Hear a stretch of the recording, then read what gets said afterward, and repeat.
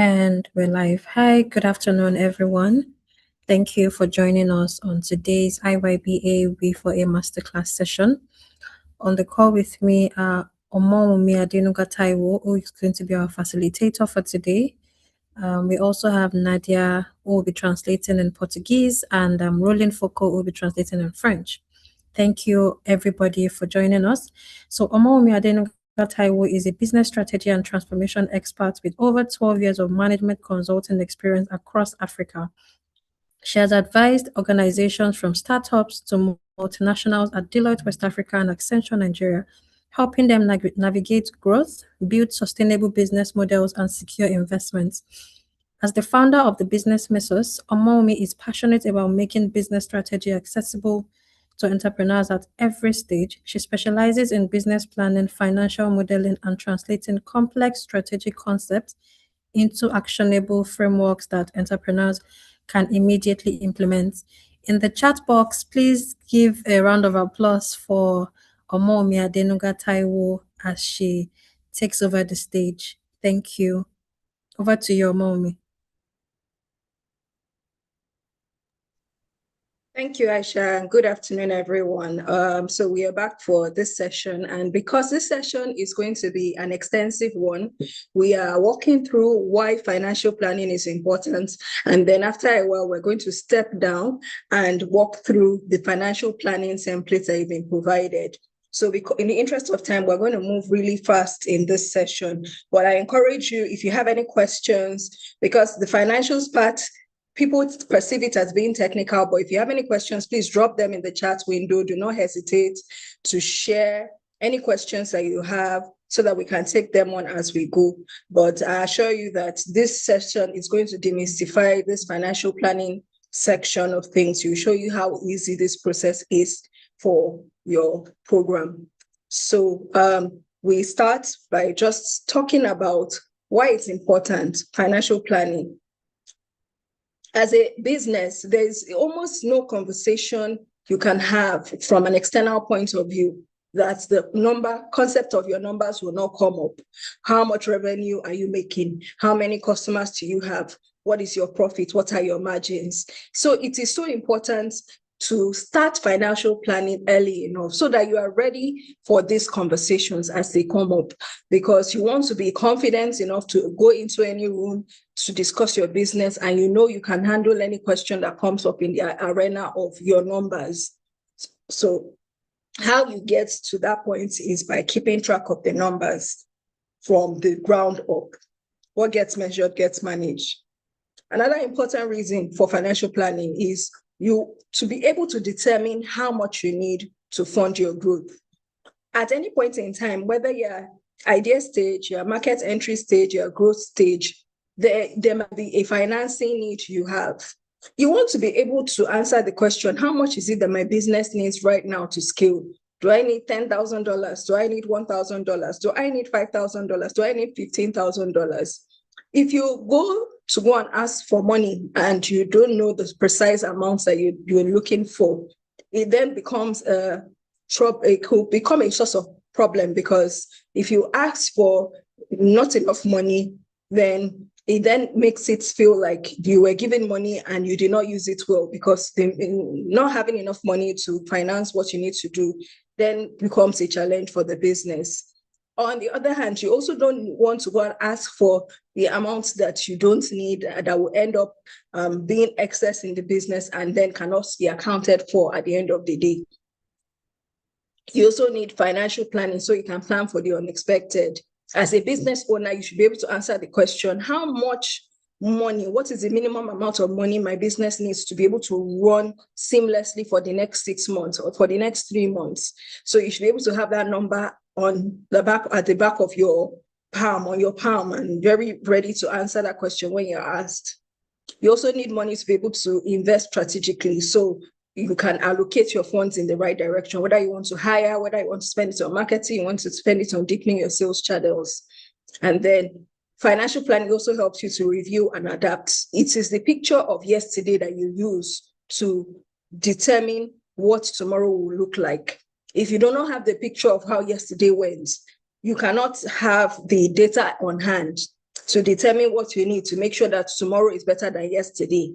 So quarterly financial checks, being able to adjust your budget as when needed. These are one part of the things that are the advantages of doing financial planning.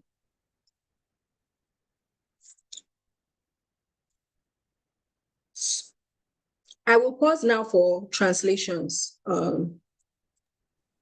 Nadia, over to you, please. Thank you. Ok, boa tarde a todos, bem-vindos a essa sessão e tem como título Planeamento Financeiro para o Crescimento do Negócio.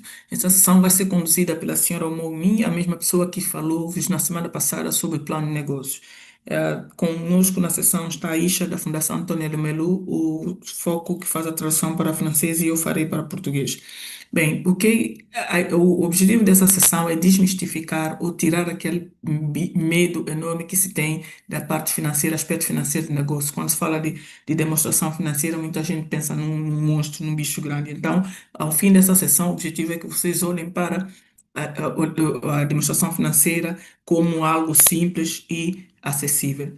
Ok? Então, mas por que é importante saber o planeamento financeiro do seu negócio? Bem, é que um dos objetivos principais é que em qualquer conversa que se tenha sobre negócios, não há como alguém não perguntar-lhe quais são os teus números, o que é que você faz, o que é que você já fez, o que é que você pretende fazer, qual é o ritmo que você produz, qual é o lucro, enfim. Então, é importante você conhecer os teus números para você poder ter conversas educadas, quer ele seja com possíveis parceiros, investidores, enfim, demonstrar o que é que o seu negócio realmente faz. É também importante para o crescimento do seu negócio.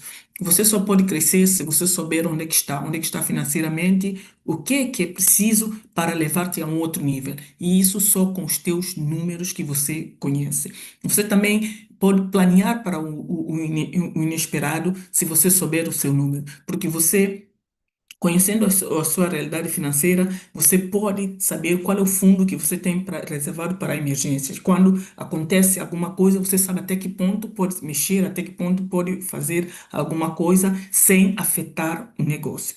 É também importante para o investimento estratégico. Sim, porque só sabendo o que é que você faz em dinheiro, qual é o valor que você tem disponível para investir, quer seja ele para fazer marketing, mais marketing do seu negócio, ou para ou ativar a venda, ou para explorar novo mercado, para fazer novos contratos, enfim. Portanto, qualquer investimento estratégico vai depender de saber a saúde financeira do seu negócio. E também, obviamente, conhecendo o planeamento financeiro permitirá você rever e adaptar. Quer dizer, conhecendo o ontem, você poderá planear para o amanhã. Por isso, por esses motivos, é importante conhecer o. Thank you, Nadia. Donc, bonjour tout le monde et bienvenue à cette nouvelle session de Masterclass. Aujourd'hui, nous allons faire la planification financière pour la croissance des entreprises. Donc, nous avons Omoyumi qui va être la facilitatrice principale. Je suis Roland Foucault pour la facilitation en français et Nadia Castro va le faire en portugais. Donc, il faut dire qu'il est important pour chaque entrepreneur de bien comprendre l'importance de la planification financière. Parce que la planification financière a l'avantage de vous permettre de connaître vos chiffres. Parce que vos chiffres vous permettent de mesurer comment est-ce que la gestion de votre entreprise est en train d'évoluer et surtout d'avoir un suivi des rentrées de trésorerie et surtout des marges de ce qui se passe dans votre entreprise. La deuxième importance, c'est aussi de pouvoir financer la croissance de votre entreprise. L'autre chose, c'est de pouvoir gérer les imprévus au sein de votre entreprise, c'est-à-dire environ la maîtrise de 3 à 6 mois de vos dépenses. À la suite, nous avons l'investissement stratégique. Il est question de savoir prioriser les retours sur investissement sur le plan marketing, sur le plan des ventes et sur le plan des talents. Et enfin, de faire une revue et une adaptation semestrielle ou trimestrielle afin d'ajuster vos budgets et suivre la performance de votre entreprise. Over to you. Thank you. Thank you, Nadia and Foucault. So we move on. So from here, we are now going to look at where we say financial templates, with financial planning templates. What are we talking about? And the financial statements, this what we call the 3 financial statements. It applies across all types of businesses, whether small, medium, large businesses. Typically use the financial statements to report the position of their finances, including their profitability, their cash flow, their financial health, their net worth, and other markers of their finances. So these 3 financial statements, you may have come across them at any point in time or the other, but what we're going to do in today's session is talk about them from a conceptual perspective so that you understand how they connect to your business. These 3 statements are the income statement, the statement of cash flow, and the balance sheet. The income statement, if you summarize it, when you look at a typical income statement, you will see a number of lines. But one conceptual way to summarize an income statement, it will show your revenue, and it is showing a reflection of a period of time, typically your revenue for 1 year, and then it will show your expenses that you incurred for 1 year, and then your revenue minus your expenses will give you your net profit or your net loss. It will be net profit if your revenue is more than your expenses. It will be net loss if your revenue is less than your expenses. So that's an income statement in a nutshell. Your statement of cash flow shows the picture of your cash inflow and your cash outflow across the different activities you are undertaking in your business. So as a business person, you are usually undertaking operating activities is the typical buying and selling. That's the one that every business undertakes. Investing activities has to do with when you are buying a fixed asset or you're selling a fixed asset. And then financing activities is when money is coming in as a result of equity financing. Someone has given you money with the understanding that you're giving the person a percentage of your business. Or debt financing, when you go to a bank or a loan giving facility and you get a loan. So activities of that nature are referred to as financing activities. And when you add up the cash flow from operating, cash flow from investing, cash flow from financing, net cash flow means cash inflow minus cash outflow. So your cash flow can be positive if your inflow is more than your outflow. It can be negative if your outflow is more than your inflow. But basically, you add up the net cash flow across the 3 activities, and that gives you your net cash flow for the year. See, again, just like the income statements, the cash flow is showing a representation of all the cash flow that happened within a period, and it's typically within the period of a year.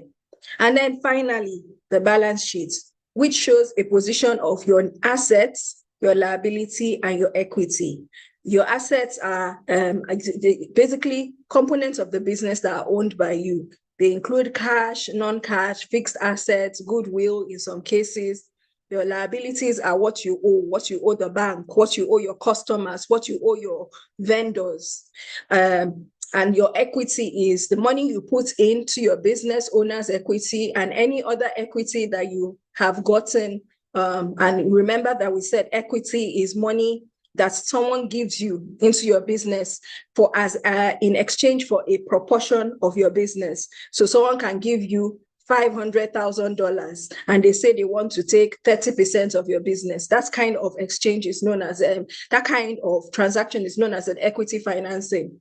So that is the 3 financial statements in a nutshell. So I was trying to estimate whether I should pause here now, but let me try and move to the first financial statement, and then we'll then pause for translations. So the first financial statement, income statements, is, like I said, summary of revenues gained and expenses incurred during a specific period of time. And it provides that information about a business ability or lack thereof to generate profits.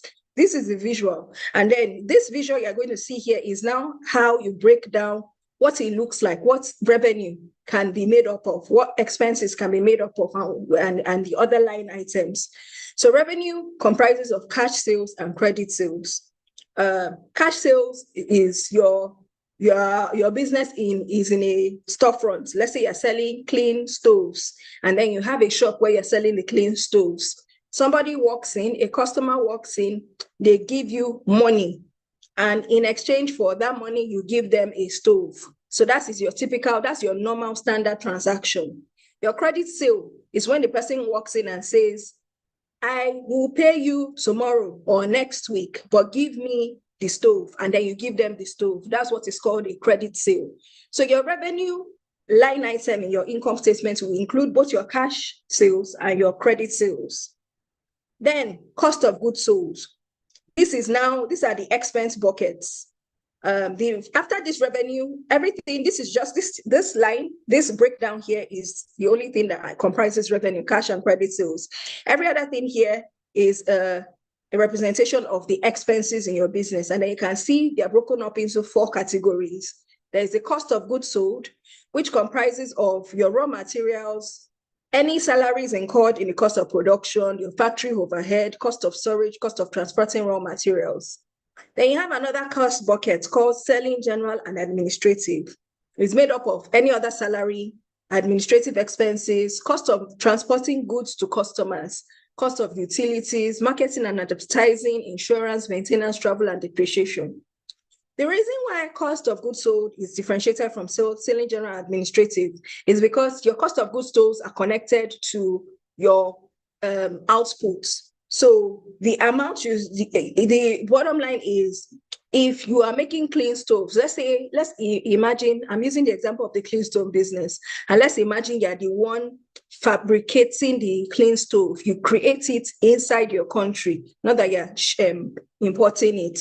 So your cost of goods sold will be the cost of the steel or the iron, whatever it is you're using to fabricate that stove, which is your raw material.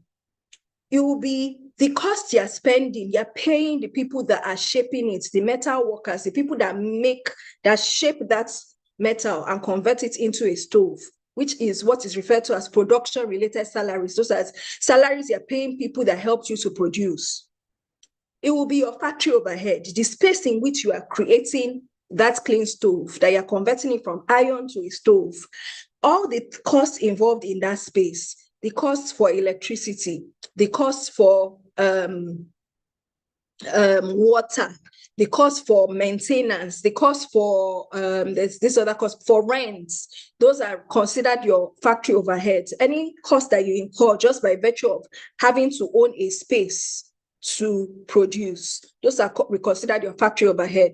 Cost of storage. Let's say you produce it in a remote location in your country, and your customers cannot go to that remote location to go and buy. You now have to bring it into a warehouse in the city.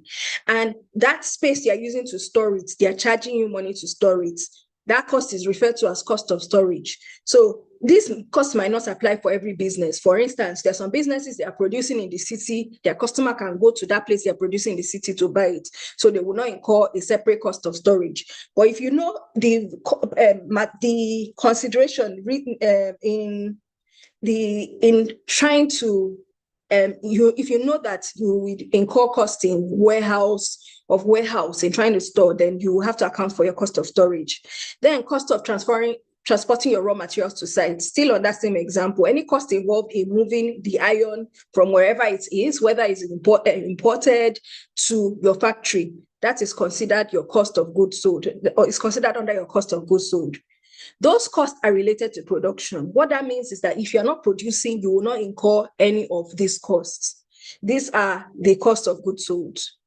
Every other costs that you will incur, whether you produce or not, like salaries for marketing and sales and management people, those people, they are in the office, and whether there's production going or is not going, as long as they're full-time staff, they earn a salary. Their salaries are under selling, general, and administrative. Any cost, if you have an office location, rent for the office, supplies for the office, like cost of paper, cost of stationery, cost of water, toilet roll, all of that, all those expenditure needed to keep an office running functionally, an office functional, those are considered administrative expenses. Cost of transporting products to customers. So we differentiate that from cost of transporting raw material to sites. And that particular cost is considered under your selling, general, administrative costs. Your cost of utilities relating that are not factory related utilities, electricity, water, gas, internet. Then any costs involved in marketing, in buying insurance to cover your machines, to cover your goods in transit, to cover your employees. Those are selling general administrative costs. Any cost of maintenance, selling general administrative, travel, depreciation, all of that. Then in addition to cost of goods sold and selling general administrative costs, you also incur for some businesses, if you took out a loan, you pay interest. So your interest, the interest that you're paying is considered an interest expense. Also, in many countries, small business and businesses are required to pay tax. Sometimes you get a tax holiday. Sometimes you don't get, but if you have to pay tax, that cost is considered an expense, called income tax expense.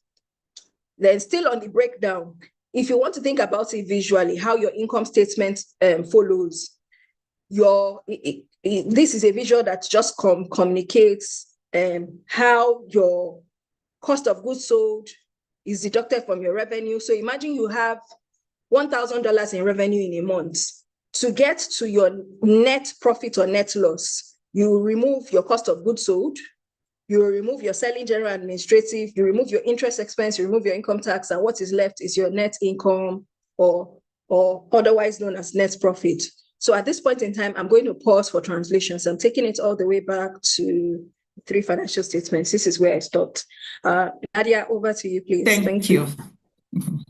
Ok, então, nós vamos começar por falar dos 3 demonstração financeira, três ferramentas de demonstração financeira que são comuns em qualquer negócio, não importa o tamanho do negócio, ok?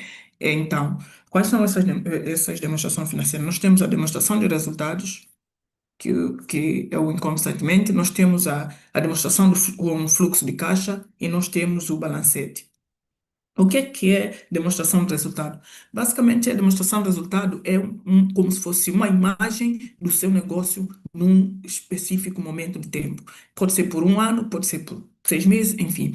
Ela basicamente avalia o que o negócio tem em termos de receita, extrai o que é despesa e apresenta o resultado líquido em termos de lucro. Porque é preciso diferenciar que receita não é lucro. Portanto, a receita menos as despesas é que nos leva ao lucro, ok? E quando esse lucro, quando essa diferença é feita, se for positivo, então o negócio está a ganhar, se for negativo, o negócio está a perder, ok? É basicamente isto, portanto, esse é como se fosse uma foto, um retrato de a saúde financeira da empresa num específico momento. Já a demonstração do fluxo de caixa, o que faz? É como o nome diz aqui, é o fluxo de caixa. Ela avalia tudo que é o movimento de caixa no seu negócio. Seja o que entra como o que sai. E, portanto, a caixa de entrada e a de saída. Basicamente, o que são ali? Como é que ela está distribuída? Ela está distribuída em... can you go to the next, please? Aisha, next slide, please. Sim, thank you. Sim, ok, perfeito. Então, como estávamos a falar de o que é a demonstração do resultado, é basicamente essa imagem no tempo do que é seu negócio. E que ela é composta? Ela é composta porque é receita menos o que é despesa. O que é receita? A receita, nós aqui vemos do lado direito que o receita podes ter 2 tipos de receita. Ou a venda em caixa, ou seja, quando o cliente paga automaticamente por esse serviço, por esse produto, ou a venda em crédito, quando o cliente recebe o produto ou serviço para pagar no futuro, portanto, há um crédito. Essa é a única fonte de receita. A fonte de receita só pode ser essas duas, ou em caixa ou em crédito. Já as despesas são enormes, como vamos ver aqui. Aqui estão divididas em 4 grupos. Tens o custo do produto vendido, que vem desde, considera o custo da matéria-prima, o custo relacionado à produção desse produto, que seja salários, por exemplo, salários de pessoas que estão na fabricação. Ela que usa o exemplo de um fogão. Imagina que você produz um fogão limpo, um fogão ecológico. Então, você, quando toda aquela equipa que estiver na fábrica produzir o fogão, o salário associado a essas pessoas entra aqui no custo de materiais vendido. É também onde se é considerado o custo de operação, que tem a ver com tudo, a ver com a produção. Se a fábrica, por exemplo, a fábrica é alugada, se há máquinas que são necessárias a operar, se há um custo elétrico específico da operação, enfim, tudo aquilo que tem a ver relacionado com a produção. Obviamente também armazenagem. Imagina que você produz o teu fogão num sítio, numa localidade remota e depois tem que transferi-lo para a cidade, armazená-lo num sítio para que o cliente compre. Então você tem que considerar esse custo ali associado, porque esse custo está diretamente associado à produção. Custo de transporte de matéria-prima. Enfim, todo esse custo entra no custo de matéria vendido. Depois há também o custo administrativo, né? Porque há aquele custo que, independentemente se você produzir ou não, você ou recebe esse custo, que seja ele salários, se tiver, por exemplo, um escritório alugado, se tiver pessoas específicas que estão sobre o seu contrato de trabalho. Não é aquele que você contrata ocasionalmente, é aquele que tem compromisso todos os meses de pagar salário, seja ele da área de marketing, seja ele da área de pesquisa, enfim, tem que ser pago. Entra aqui. Se você tem um espaço físico, você obviamente tem que pagar eletricidade, pode pagar a internet, enfim, esses custos, independentemente se você vendeu ou não, produziu ou não, esses custos estão lá, têm que ser sempre pagos. Seguros, manutenções, enfim, depreciação de equipamento, todos esses custos entram aqui dentro dos custos administrativos e gerais. Depois há também os custos como se diz, em caso de se você tivesse recebido um empréstimo e tem que pagar a taxa de juro. Então, esse juro entra aqui porque, independentemente se você está produzindo ou não, o banco quer o que é seu, então isso deve entrar aqui. E o último, nós temos o custo dos impostos. Eu não sei como é que é em Moçambique, mas eventualmente, se você tem o compromisso de pagar imposto ao Estado, então esse custo também é um custo que você recebe sempre, independentemente de produzir ou não, e esse custo deve entrar aqui. Next, please. Então, basicamente, se a gente olhar, tentar fazer graficamente o que é a demonstração do resultado, vais ver que ele aparece dessa forma. O verde é a receita. E depois nós temos os diferentes custos que acontecem. E no fim, nós temos aquela parte pequena azul que é realmente o lucro. Porque muitas vezes confundimos tudo aquilo que vendemos, é lucro. Não, não é lucro. É lucro só depois de tirar todo o custo de material vendido, todo o custo administrativo, todo o custo que tiver com alguma obrigação bancária, todo o custo, toda a obrigação que tiver para com o Estado. Aquilo que sobrar, sim, é considerado de lucro. Next, please. Então, yes. Okay, thanks.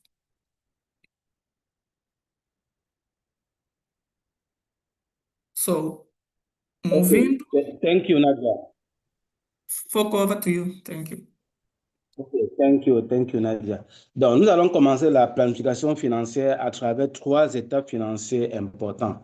Il s'agit du compte de pertes et profits, qu'on appelle encore le compte de résultats, du tableau de cash flow, qui est le tableau de capacité de financement, qui gère la trésorerie, et enfin, du bilan. Pour ce qui concerne le tableau de compte de pertes et profits, encore appelé compte de résultats, il est juste question ici d'opposer les revenus et les dépenses. Et la différence nous donne exactement ce qu'on appelle le profit ou la perte que l'entreprise a fait en une année. Le deuxième tableau, le deuxième état, c'est l'état de trésorerie ou l'état de cash flow. Donc ici, il est question d'analyser et d'observer tout ce qui est entrée de trésorerie pour l'activité, tout ce qui est entrée de trésorerie pour l'investissement, sortie de trésorerie pour l'investissement et tout ce qui est entrée de trésorerie pour le financement. La différence nous donne exactement ce qu'on appelle la capacité d'autofinancement ou le net cash flow. Le troisième tableau, c'est le bilan. Le bilan qui nous permet d'avoir d'un côté nos engagements et de l'autre côté les actifs. Donc, on parle généralement d'actifs et de passifs. Next, please. En commençant par le tableau de résultats, il faut dire que c'est un compte ou un tableau qui s'analyse après une certaine période. Généralement, c'est l'année. Il est question ici de poser vos revenus et vos dépenses afin de voir quel est le profit ou la perte que l'entreprise a faite. À ce niveau, on distingue donc au niveau des revenus deux choses.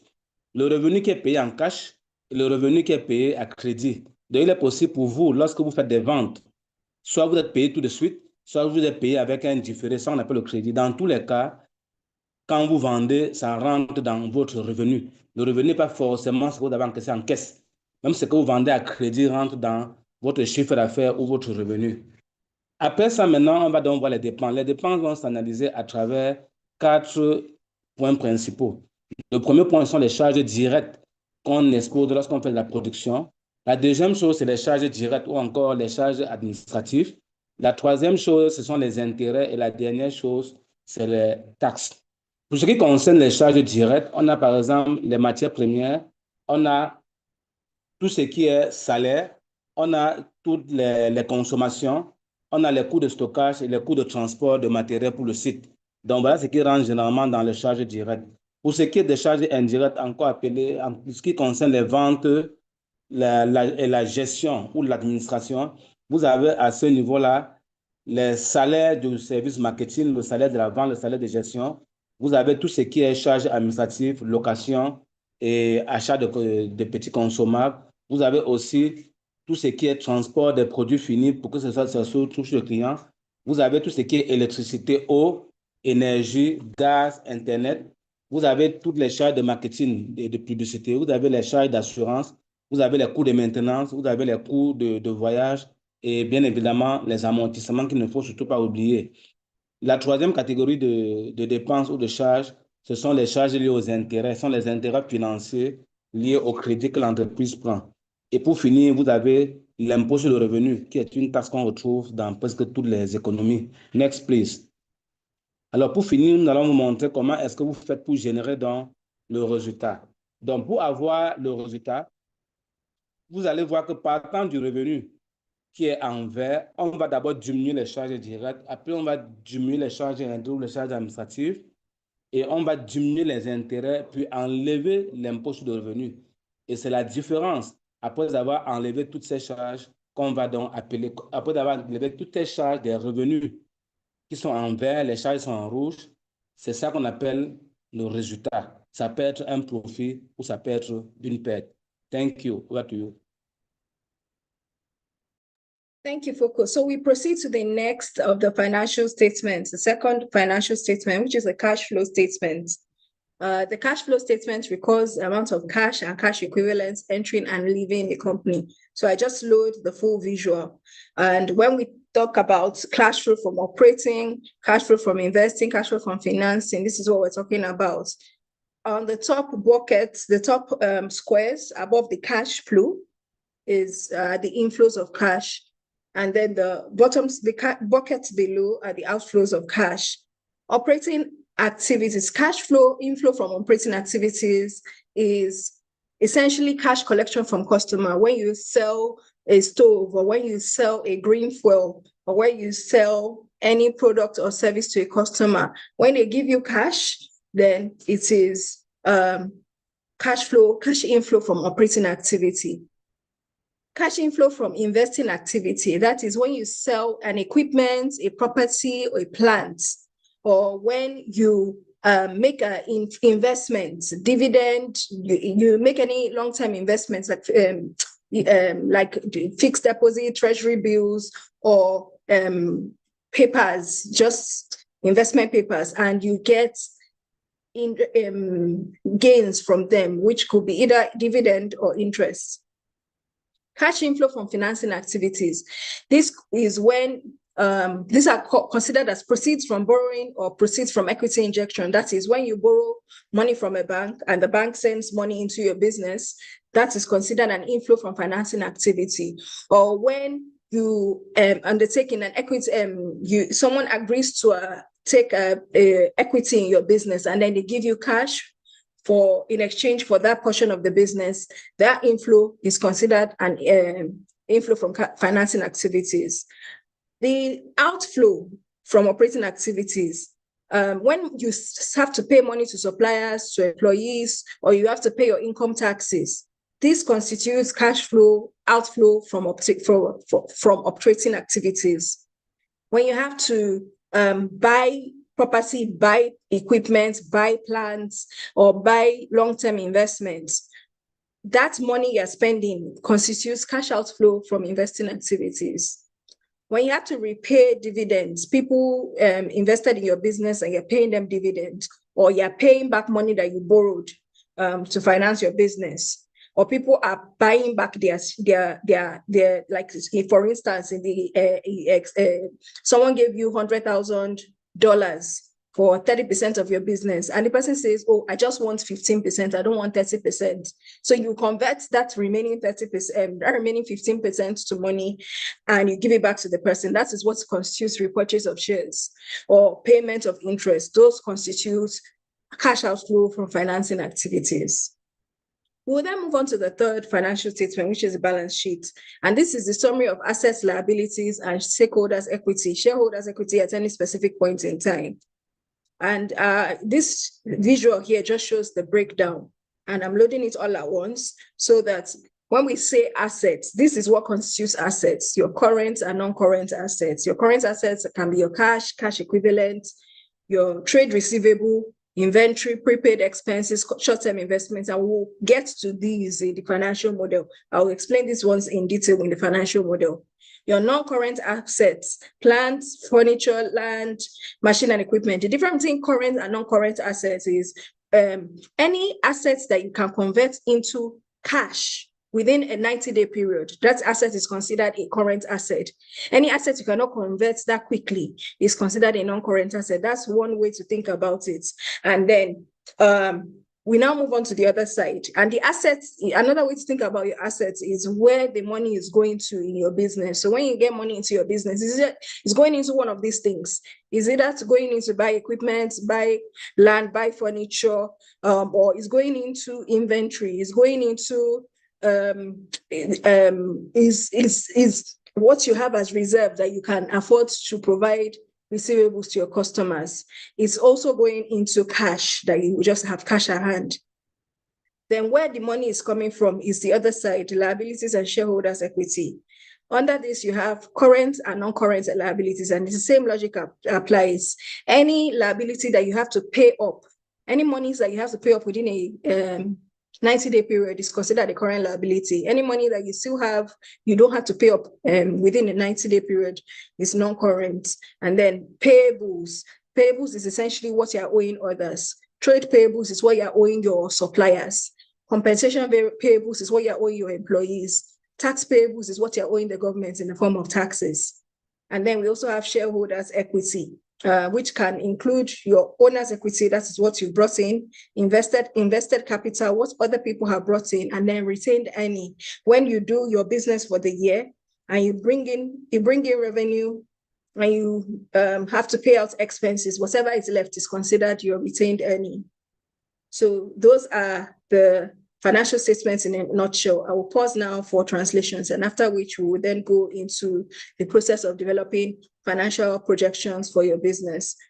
So Nadia, over to you. Thank you. Thank you.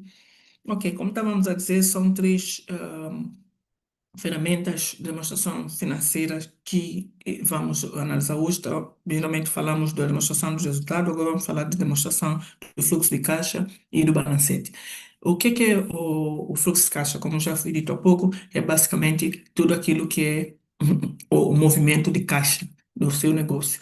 Há o inflow, quer dizer, todo o caixa, todo o dinheiro que entra, e o outflow, todo o dinheiro que sai. O que é que está no inflow? No inflow nós temos nós temos sempre classificação em atividades de operação, atividade de investimento e atividades de financiamento. Nas atividades de operação, no que se refere a inflow ou entrada de caixa, que nós temos é tudo aquilo que você recebe como o dinheiro dos clientes. Enquanto que as atividades de investimento já tem a ver com tudo aquilo que vai para além da venda. Quer dizer, pode ser propriedades que tenham, equipamentos que tenham, ou algum investimento que tenha feito a longo prazo e que rende algum juro, vai render algum juro. Isso tudo é um fluxo de caixa que entra. E o terceiro, quando se classifica nas atividades de financiamento, nós temos que olhar para tudo aquilo que tem a ver com algum empréstimo que tenha sido feito, ou então alguma injeção de capital de algum investidor, por exemplo, o que nós aqui chamamos de equidade, injeção de equidade. Por que equidade? Equidade é tudo aquilo onde a pessoa vai colocar o dinheiro no seu negócio em troca de alguma percentagem do seu negócio, das ações do seu negócio. Portanto, não é só uma subvenção, mas é uma troca. É o dinheiro em troca de alguma parte do negócio. Portanto, esses três são a forma como o cash flow entra, ou o fluxo de caixa para dentro, ou a entrada de dinheiro. No que se refere à saída, a saída nós temos, quando olhando para atividades de operações, os pagamento aos fornecedores, pagamento aos funcionários, pagamento das taxas. Estes têm a ver com operações, o pagamento dos impostos, nesse caso, tem a ver com as operações. Quando se olha para as atividades de investimento, nesse caso, por exemplo, compra de alguma propriedade, compra de algum equipamento que é grande e se torna como ativo da empresa. Pode ser um pagamento a longo termo de alguma coisa que venha a se reverter como investimento para a empresa. E no que se refere a atividade de financiamento, eh, pode ser o dividendo que é pago a terceiros, né? Por exemplo, a um investidor que colocou dinheiro no negócio. Pode ser pagamento de dívidas, se houve algum empréstimo que foi feito. Pode ser pagamento de algum interesse ou de algum juro, se houve empréstimos feitos. Portanto, quando se avalia esses dois fluxos de caixa aqui, pode-se ver se o fluxo de caixa é positivo ou fluxo de caixa é negativo, dependendo de quanta caixa, quanto dinheiro que entra, quanto dinheiro que sai. Portanto, como nós dissemos, há o in e há o out. Mais em detalhes, veremos isso quando olhar para o mapa financeiro que vocês usarão para apresentar. Next, please. O próximo, que é o balancete. O que é o balancete? Balancete, basicamente, é a soma de tudo aquilo que é o passivo da empresa e o que é o capital próprio da empresa. Então, aqui nós temos essa imagem que basicamente sumariza esse de balancete, que não é nada mais, nada menos do que um resumo do que é ativo e passivo da empresa num determinado momento. Quer dizer, vai dar informação sobre o que a empresa possui, o que a empresa deve e o que a empresa tem como investimento de terceiros. Então, aqui nós está classificada, temos os ativos e temos aí no lado direito os passivos e o capital próprio. Nos ativos, o que é que nós temos? Nós temos o que a empresa tem de momento, ok? E tudo que é o corrente, que se diz, ou circulante, é tudo aquilo que tem em menos de 90 dias, consegue se converter em dinheiro, ok? E não circulante é aquele que ah, é a longo prazo, ou seja, depois de 90 dias é que pode converter em dinheiro. Imagina que há uma necessidade de dinheiro, você sabe que dentro de 90 dias esse específico o elemento pode converter em dinheiro, então ele entra como um ativo circulante. E nós temos aqui o fluxo de caixa, nós temos negócios a receber, inventário que você possa ter em mão, alguma conta pré-paga, algum investimento de curto prazo. E não circulante é tudo aquilo que é mais, como eu disse, leva mais tempo, por exemplo, algum equipamento, alguma instalação, mobiliários, máquinas, equipamentos, viaturas, enfim, tudo isso fica classificado nos ativos. E quando se refere a o que é passivo e capital próprio, nós temos, novamente, aqueles que são circulantes, que quer dizer que é convertido em dinheiro rapidamente, que pode ser tudo aquilo que é para pagar. Salários, juros, compromissos com o Estado, impostos, tudo isso é imediato, em no máximo 90 dias tem que ser convertido em dinheiro. Já os não circulantes pode ser aquilo que é mais como um empréstimo a longo prazo, um crédito, enfim.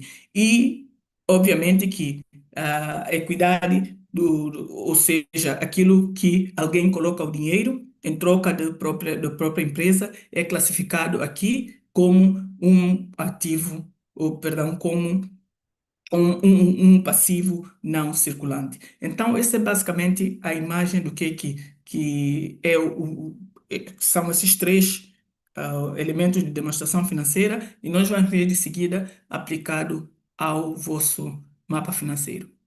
Foco over to you. Thank you, Nadia.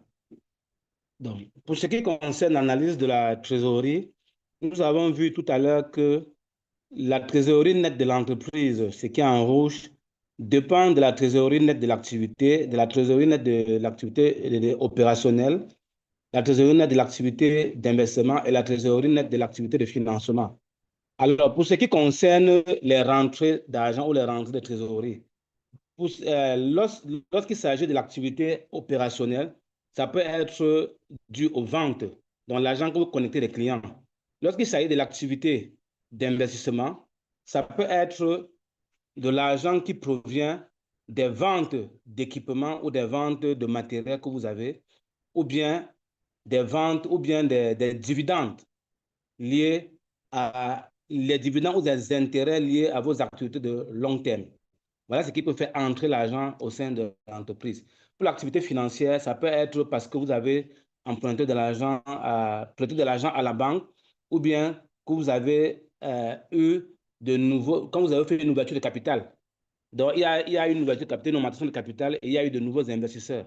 Là, ils injectent de l'argent au sein de l'entreprise. Voilà toutes les activités qui peuvent faire entrer de l'argent dans l'entreprise. En bas, nous avons les activités qui peuvent faire sortir de l'argent de l'entreprise. Pour ce qui est des activités opérationnelles, il peut s'agir du paiement de fournisseurs, du paiement des employés ou du paiement des taxes, pour ne prendre que ces cas-là. Pour l'activité d'investissement, il va s'agir de l'achat de nouveaux matériels, de nouveaux équipements, ou bien de l'achat, ou bien d'investissement sur le long terme que l'entreprise fait. À ce moment-là, ça vous fait sortir de l'argent de votre caisse.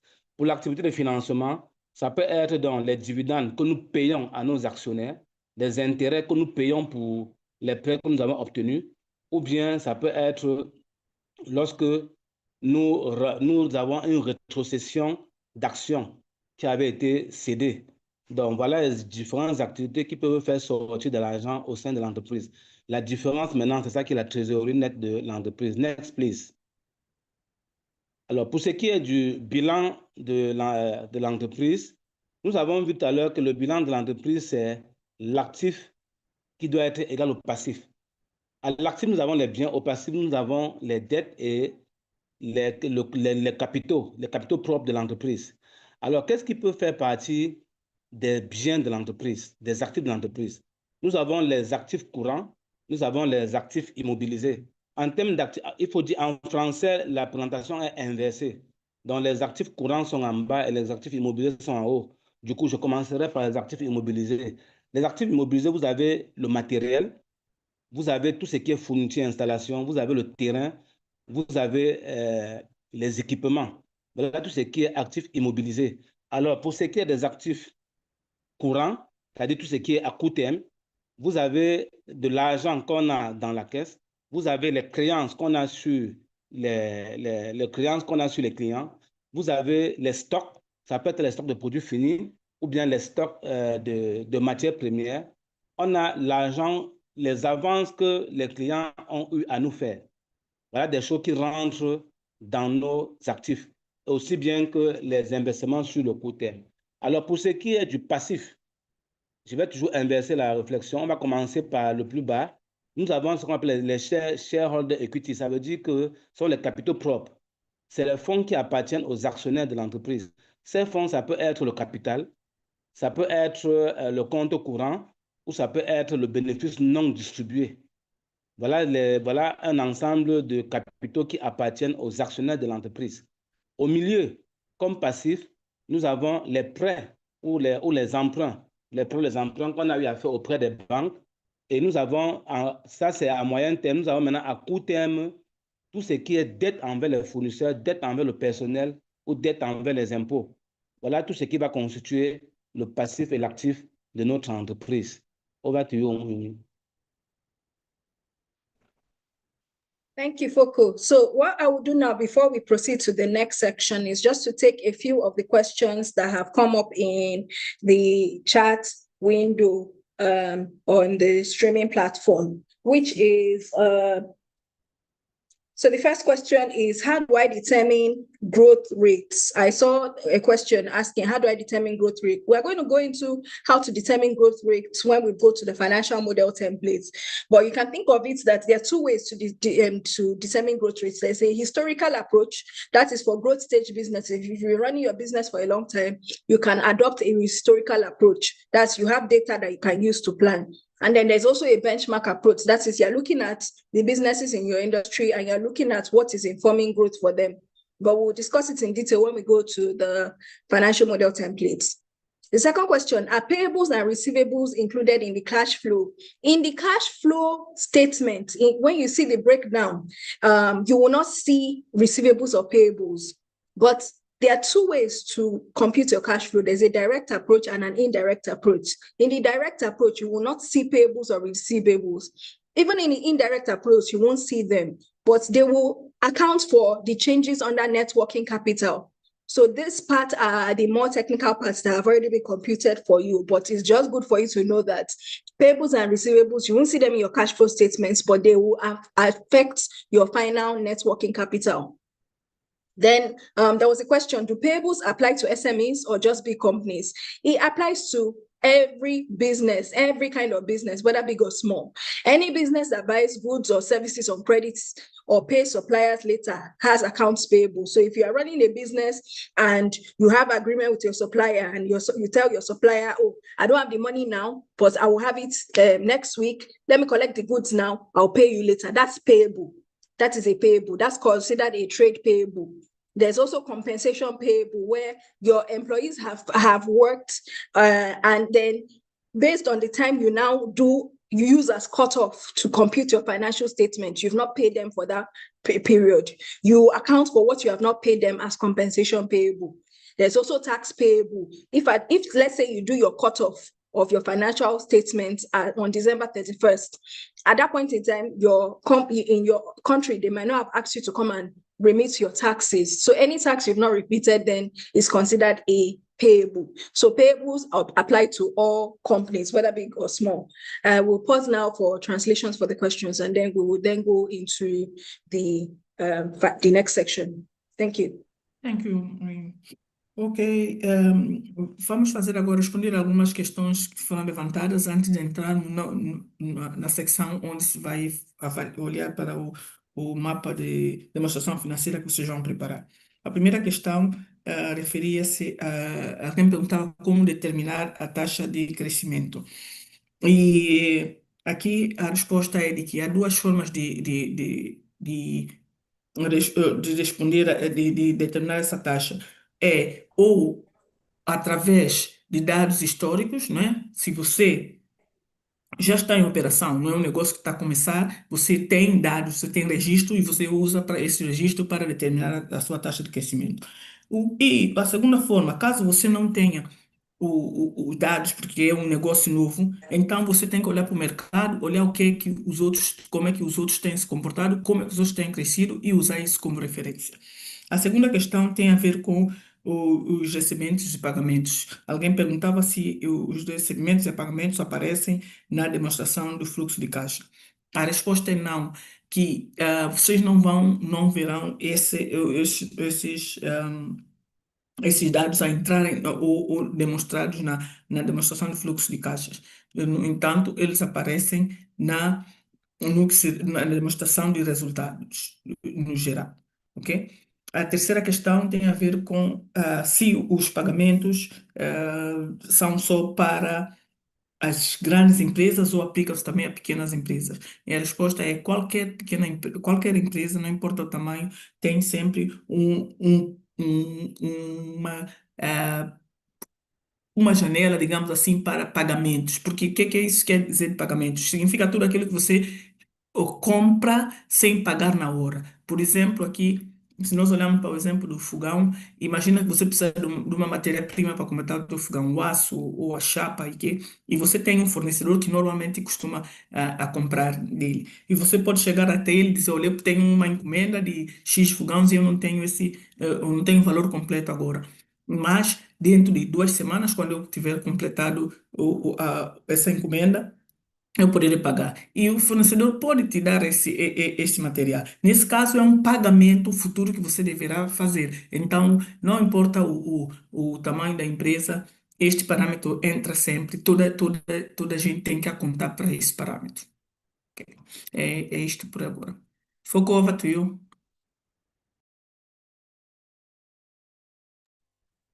OK, thank you, Nadia. Donc, nous allons maintenant procéder à déjà quelques réponses avant de passer à la prochaine étape de cette présentation. Quelques réponses aux questions. Donc, nous avons une personne qui nous a posé la question de savoir comment est-ce qu'on détermine le taux de croissance? On va y revenir dans la suite de la présentation, mais toujours est-il que ça dépend de deux choses. Ça peut être lié à l'historique de notre entreprise ou bien à l'analyse l'analyse des activités, donc l'analyse sectorielle. Comment est-ce que les autres entreprises se comportent? Donc, voilà les deux éléments qui peuvent nous permettre de déterminer un taux de croissance. On va y revenir. L'autre question, c'est est-ce que les dettes et les créances sont inclus dans le tableau de trésorerie? Donc, la réponse, c'est que ça intervient dans le tableau de trésorerie, mais indirectement. Pourquoi? Parce que lorsque une créance est payée, vous voyez que la trésorerie est impactée tout de suite. Et lorsque une dette aussi est payée, la trésorerie est impactée. Donc, ça veut dire que ce sont des éléments qui n'apparaissent pas dans le tableau de trésorerie, mais ça influence sur le tableau de trésorerie. La troisième question est de savoir, est-ce que les petites entreprises, les PME, sont aussi concernées par les dettes et les créances? Oui, toutes les entreprises. Est-ce que c'est uniquement les grosses entreprises? Donc, on dit oui, toutes les entreprises sont concernées par les dettes et les créances. C'est une grosse erreur que les PME font. Toutes les entreprises sont concernées par les dettes et les créances. Vous pouvez bien vendre à quelqu'un et ne pas solliciter un paiement tout de suite ou bien ne vous paye pas tout de suite. Au moins, ça augmente vos revenus, ça augmente votre chiffre d'affaires. Et toutes les comparaisons internationales des entreprises sont plus liées au chiffre d'affaires qu'on appelle le revenu qu'à la trésorerie.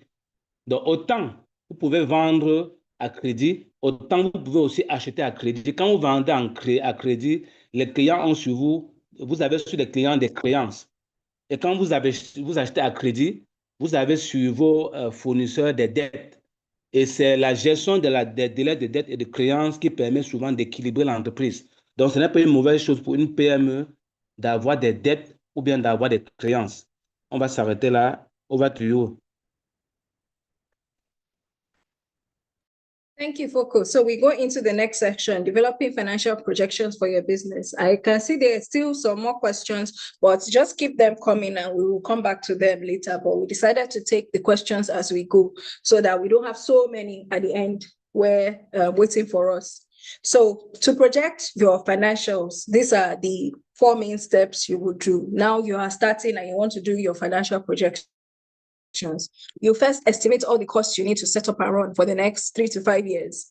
And as you're estimating your costs, think about the difference between your one-time cost, your startup costs, and then your ongoing costs. If you're a growth business and you've already been running, then you might not have a lot by way of startup costs. Maybe it's mainly ongoing costs you will see. But you also think in terms of your fixed costs, that is cost for fixed assets, for buying equipment, machinery, hard property, plant, instrument, and equipment. And you separate those costs from your costs for running your business, your selling, general, administrative, your COGS. Essentially create a list of all the costs involved in running your business.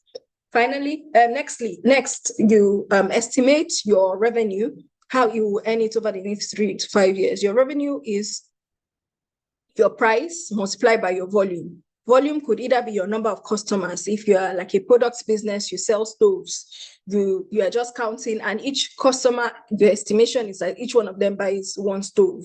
Or so I don't think the stoves might even be a good example for this. If you do any business where your customers just buy one time, you can compute your volume as your number of customers.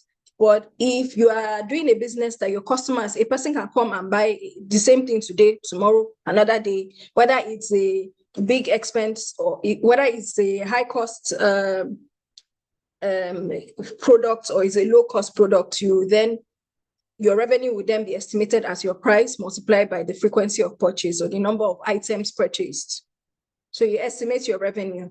Then you confirm. This number 3 is very, very important. And so many entrepreneurs miss out this step. And when you miss out this step, what you end up with is a business plan and a financial model that are saying 2 different things. Confirm that your revenue and your costs reflect the impact of all your functional plans. Now, remember when we went through the Friday session and we spoke about your management plan, your marketing plan, your sales plan, your operations plan, in all those plans, you listed different things you need to do, and those things have financial implication. Ensure that the financial implication of all those things you have listed are reflected in your financial model. For instance, in your marketing plan, you might have listed that you want to do discounts. You are going to offer discounts so that you to attract customers to yourself. So that means that if you are selling your product at $5, you will not now just go and put $5 in your financial model. Account for that discount. If you're giving them 25% discount, then it will now not be $5. It will be $5 with the 25% deducted. That's what we will see in your revenue, in your profit and loss statements. Likewise, you say you want to buy equipment. You say you want to hire 3 staff. So you've said you're going to hire 3 staff in your business plan. Ensure that in your financial model, you are reflecting that you are bringing on 3 staff and you're showing the costs for their salary in the financial model. Maybe you even said you hire 2 people in year 1, 5 people in year 2, 3 people in year 3. Ensure that that is the same thing we're seeing in your financial model. So make sure all the strategies you've outlined in your business plan for your product and features, your pricing, your marketing, your talent, organizational structure, your distribution are reflected in your projected revenue and costs for your business. And then finally, determine how your business will be financed over the next 3 to 5 years. One way to determine that is when you look at your revenue and you see that, okay, in year 1, I'm bringing in $500. Year 2, I'm bringing in $1,000. Then you look at your costs and you see, okay, to be able to buy my raw material, hire the staff, I will need $500 in year 1, $800 in year 1, $1,500 in year 2. You can see that there's already a gap. Your business is generating $500. Meanwhile, you need to spend $800. There is already a gap. That means you will have shortfall of $300 in year 1. So you need to think about what will you do to take care of that shortfall so that it does not become the thing that grinds your business to a halt. Will you need additional money? Will you need debt? Will you need equity? So what will you need to finance any financial deficits, any budget deficits in your business over this period? So you undertake these 4 steps. Sorry, I don't know why I mentioned 3. You undertake these 4 steps. I will pause now for translations. Nadia, over to you. Thank you. Thank you, Moimi. Ok, então, entrando agora no que é na projeção financeira, vamos começar por levar em consideração estes 4 passos muito importantes que vai assegurar para que tua projeção financeira seja o correta possível e mais próxima daquilo que você colocou no plano de negócios. Então, número um é estimar o que é que você precisa para arrancar o seu negócio ou para mantê-lo em operação. Você deve considerar, nos dois casos, o custo para arrancar, o custo de início e o custo para a operação. Obviamente que quem já está, já arrancou, quem já está em operação, não precisa considerar custo de startup, mas qualquer um que seja a ideia e que a implementar deve considerar todo o custo de arranque e depois o custo operacional. Por quê? Porque há coisas que você precisa para arrancar e que você já não precisará na operação do dia a dia. Por exemplo, a aquisição do equipamento é preciso para arrancar e depois, ao longo da operação, não é necessário.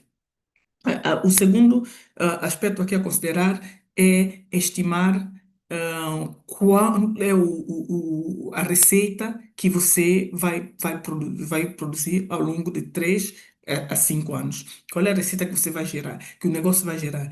Isso aqui é preciso ter muito cuidado, muita atenção de considerar o volume de venda.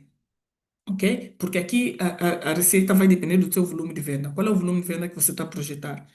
Há pessoas que têm serviço ou produto que o cliente só precisa comprar uma vez, ou uma vez de vez em quando, uma vez de 2 em 2 anos, 5 em 5 anos. Então, é preciso considerar isso. Não overestimar, não estimar em demasia e depois ter valores que não são corretos. Isso leva ao ponto 3 que diz de confirmar que todo o lucro e o custo a receita que você estima está em alinhamento com o que você escreveu no plano de negócios. Porque aqui a senhora diz que é onde muitos empreendedores falham nos seus planos de negócio. Por quê? Porque você às vezes descreve uma coisa e quando está fazendo análise financeira, a projeção financeira não leva isso em consideração. Exemplo se você assumir, por exemplo, que no ano 2 vai contratar mais gente, então ali no teu mapa no que se refere a despesas de pessoal, você tem que lembrar que no ano 2 há mais pessoas, então o custo de salário tem que aumentar. Outro exemplo se você assume que no primeiro ano, por exemplo, vai fazer alguma promoção, dar algum desconto. Então, esse desconto tem que refletir-se na sua análise no mapa para depois ter o resultado mais correto, mais próximo da realidade. Portanto, é levar muito em consideração tudo aquilo que você escreveu, que seja no seu plano de marketing, no seu plano operacional, no seu plano de recursos humanos, tudo isso e encaixar, traduzir para a parte financeira. E por fim, o número 4, nós aqui falamos, aqui fala-se de determinar o que vai acontecer, que tipo de financiamento você vai precisar para o seu negócio no futuro. Nós estamos aqui a falar de 3 a 5 anos. Então, lembra, você quando faz os cálculos, você olha para o primeiro ano e vê o que acontece, qual é o lucro que você tem, e depois, olha, sabendo quanto é que você precisa para operar, você pode fazer aqui a análise e dizer que o meu lucro só não é suficiente para eu operar no ano 2 ou no ano 3. Então, eu vou ter que precisar de uma ou outra injeção de capital e precaver isso aqui. Portanto, é preciso prestar muita atenção qual é o teu resultado e para depois analisar se o negócio vai conseguir se autossustentar por esse período de tempo, 3, 5 anos, ou se é preciso de capital adicional e, nesse caso, capturar isso aqui. Então, esses são os aspectos a considerar, portanto, esses 4 aspectos que vão vos ajudar a assegurar que a vossa projeção financeira seja mais o correta possível. Foucault, over to you. Thank you, Nadia. Donc, nous allons maintenant voir en session 2 comment travailler les projections financières de votre entreprise. Donc, pour faire les projections financières de votre entreprise, vous allez passer par 4 étapes principales. La première étape va être d'estimer les coûts de tout ce dont vous avez besoin au démarrage et surtout les coûts de fonctionnement de votre entreprise sur une période de 3 à 5 ans. Donc, il est question ici de considérer tous ces coûts-là qui vont pouvoir impacter tous les chiffres de votre entreprise. Donc, ne rien oublier. La deuxième chose, c'est d'estimer les revenus que vous allez gagner en 3 et 5 ans, en fonction de la période que vous allez choisir. Et il faut noter ici que votre revenu ou la recette est égale au prix unitaire fois le volume. Et on a déjà précisé que ici, vous avez deux types de clients. Vous avez des clients qui payent cash et les clients qui vont payer à crédit. Quel que soit le mode de paiement, ça rentre dans vos revenus. Troisième étape, c'est de confirmer vos revenus et se rassurer que autant les revenus que les coûts reflètent ont un impact sur le fonctionnement de votre entreprise. Et ça va s'observer à travers tout ce qu'on vous a dit la dernière fois de mettre dans votre business plan. Ça veut dire quoi? Ça veut dire que, par exemple, les produits et les caractéristiques, la tarification, le marketing, l'organisation, la distribution, toutes ces choses que vous avez eu à développer dans votre business plan ont des impacts financiers. Vous devez en tenir compte. Si dans votre business plan, vous avez dit que vous aurez à recruter 5 personnes la première année, 10 personnes la deuxième année, 20 personnes la troisième année, il faut qu'on ressente la montée en puissance de vos salaires en fonction du nombre d'employés que vous avez mis de façon prévisionnelle. Donc, c'est ça qu'on appelle que c'est là où on dit que vos revenus doivent refléter le fonctionnement exact de votre entreprise à travers tout ce que vous aurez écrit dans la partie narrative de votre business plan. Il ne faut rien oublier. La dernière chose maintenant, c'est de déterminer comment est-ce que votre entreprise doit se financer dans la durée, pas seulement au démarrage. C'est l'erreur que les gens font souvent. Dans la durée, comment est-ce que votre entreprise doit se financer? C'est-à-dire dans 3 ans, dans 4 ans, dans 5 ans. Vous voulez que votre entreprise se finance comment? C'est maintenant que vous devez planifier cela. Est-ce que ce n'est pas les dettes? Est-ce que ce n'est pas le capital auquel on fera l'ouverture de capital, l'augmentation de capital? Si ce n'est pas les deux, déterminez donc quelle est la proportion que vous allez accorder à la dette dans votre entreprise et la proportion que vous allez accorder aux fonds propres à travers les capitaux dans votre entreprise. Over to you.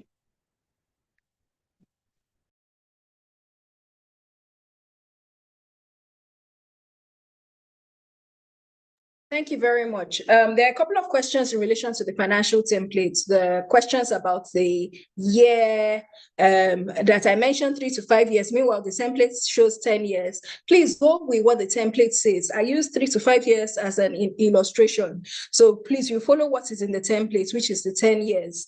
There's also the questions about the currencies, whether it's local or USD, and someone from the Melu Foundation team will confirm that later. Well, let's focus on the financial template for now. And when you open your template, your financial template, you see that it has 7 tabs, but you only need to focus on the first 2 tabs, instructions and assumptions. All the other tabs will be populated from what you feel in the assumptions. In the assumption section, we're going to see 10 sections, and we're going to spend time walking through each of those 10 sections when we go to the financial templates. In the assumption section, we see a general section, which is where you select your business country and currency, you enter your product, you fill in your tax rates, interest rates, and inflation rates. Some people will find out that they are encountering difficulty in setting their currency. We would discuss that and how to go about that when we get to that point. You see a section for growth rates, and then there was also, here you estimate all the different growth rates, how you estimate your volume will grow, your pricing, your cost will grow. The third section focuses on your starting up costs, the cost you incur to get your business started. Note that it's optional for growth business. If you're a growth business, you don't have startup costs, you can always skip section 3. Then in section 4, you account for all your salaries and wages that you encounter, pay in the course of your business. There was also a question that pay expenses for employee well-being, where do we put it under?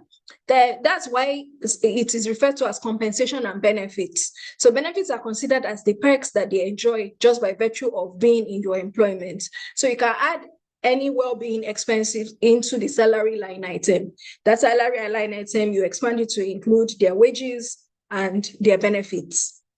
Then section 5 is operating costs, the costs you incur to keep your business running, and then we'll see the different line items. In section 6, we look at your revenue. We estimate your monthly sales volume, your sales price, and then something we call seasonality. That is when your business the typical nature of your business, not just your business, your industry, is that sales might be more at some times of the year and less in some other times of the year. So that we call them the spikes and the slumps. You account for that in your revenue projection.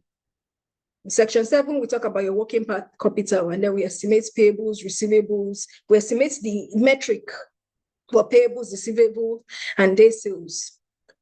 Then the other sections 8, 9, and 10 are on financing. Startup financing. What mix of financing will you use? We use debt, we use equity, we use grants. Equity financing, how much? Debt financing, how much? If you notice, Section 9, Section 10, those are optional. And you don't have to fill them if you know you are not going to require additional financing. We will pause here now, and then after this point, we will go to the financial model section. Nadia, please translate. Thank you. Ok, então, o vosso mapa financeiro é composto por 10 secções, basicamente, que aqui estão espelhadas. Mas antes, realçar aqui que uma das questões que foi levantada no chat é que o mapa é de 10, o mapa fala em 10 anos e aqui na sala estamos a falar de 3 a 5 anos. Ok, vocês considerem o tempo, o período que está no mapa. O que foi usado aqui, 3 a 5 anos, é apenas exemplo como referência. Portanto, vocês devem usar os 10 anos que estão no mapa. E também houve uma questão sobre a moeda. Alguém da fundação depois vai esclarecer sobre isso. Então, falando aqui das 10 seções, nós temos a secção que é basicamente o geral, né, onde você deve selecionar o seu país, a moeda, o tipo de produto, e depois fazer entrar o que é imposto, o que é que normalmente é inflação no seu país, enfim. Depois, tem o capítulo, parte 2, que é basicamente o crescimento. Então, aí você deve estimar mais ou menos quanto é que você acredita que o seu negócio vai crescer, qual é o volume de crescimento do seu negócio, como é que o preço vai variar, vai manter por quanto tempo vai aumentar. O custo de fazer o negócio ao longo do período de tempo. E depois temos o startup, o custo, ou que seja, o custo de arranque mesmo. Como nós já falamos atrás, para quem está na fase de crescimento é opcional, mas para quem está na fase da ideação é crítico e é custo específico para arranque do negócio. Depois tem ainda recursos humanos ou headcount, análise de recursos humanos. É aqui onde você deve considerar todos os custos associados com o pagamento de compensações de salários, tudo relacionado com os teus colaboradores e levar em consideração o crescimento ao longo do ano. Você não pode esperar pagar o mesmo salário por 3, 5 ou 10 anos. Então, tem que levar em consideração esse aspecto. Custo de operação, nós já falamos, é o custo que você tem basicamente para fazer o negócio funcionar. E depois nós temos na parte sexta a receita.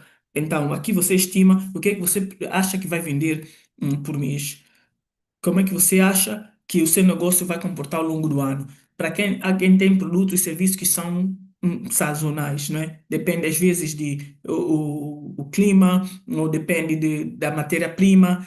Imagina que está na produção de um suco de fruta e há épocas que há mais fruta, há épocas que tem menos fruta, enfim. Então, essa sazonalidade deve ser considerada para estimar o vosso volume de venda. E depois, na secção 7, nós temos o capital de giro, o capital que faz o negócio funcionar. Então, é que é estimar quanto é que é necessário para fazer um negócio funcionar. É aí onde nós olhamos para os dias para o pagamento, os tais pagamentos que já foram feitos. Foi levantada aqui a questão que se a pequena empresa também tem pagamentos. Sim, tem pagamentos pendentes, sim, porque vocês podem receber dos fornecedores e receber fiado para pagar depois. Também, da mesma forma, vocês podem entregar a cliente para a cliente pagar no futuro. Portanto, os dias para recebimentos.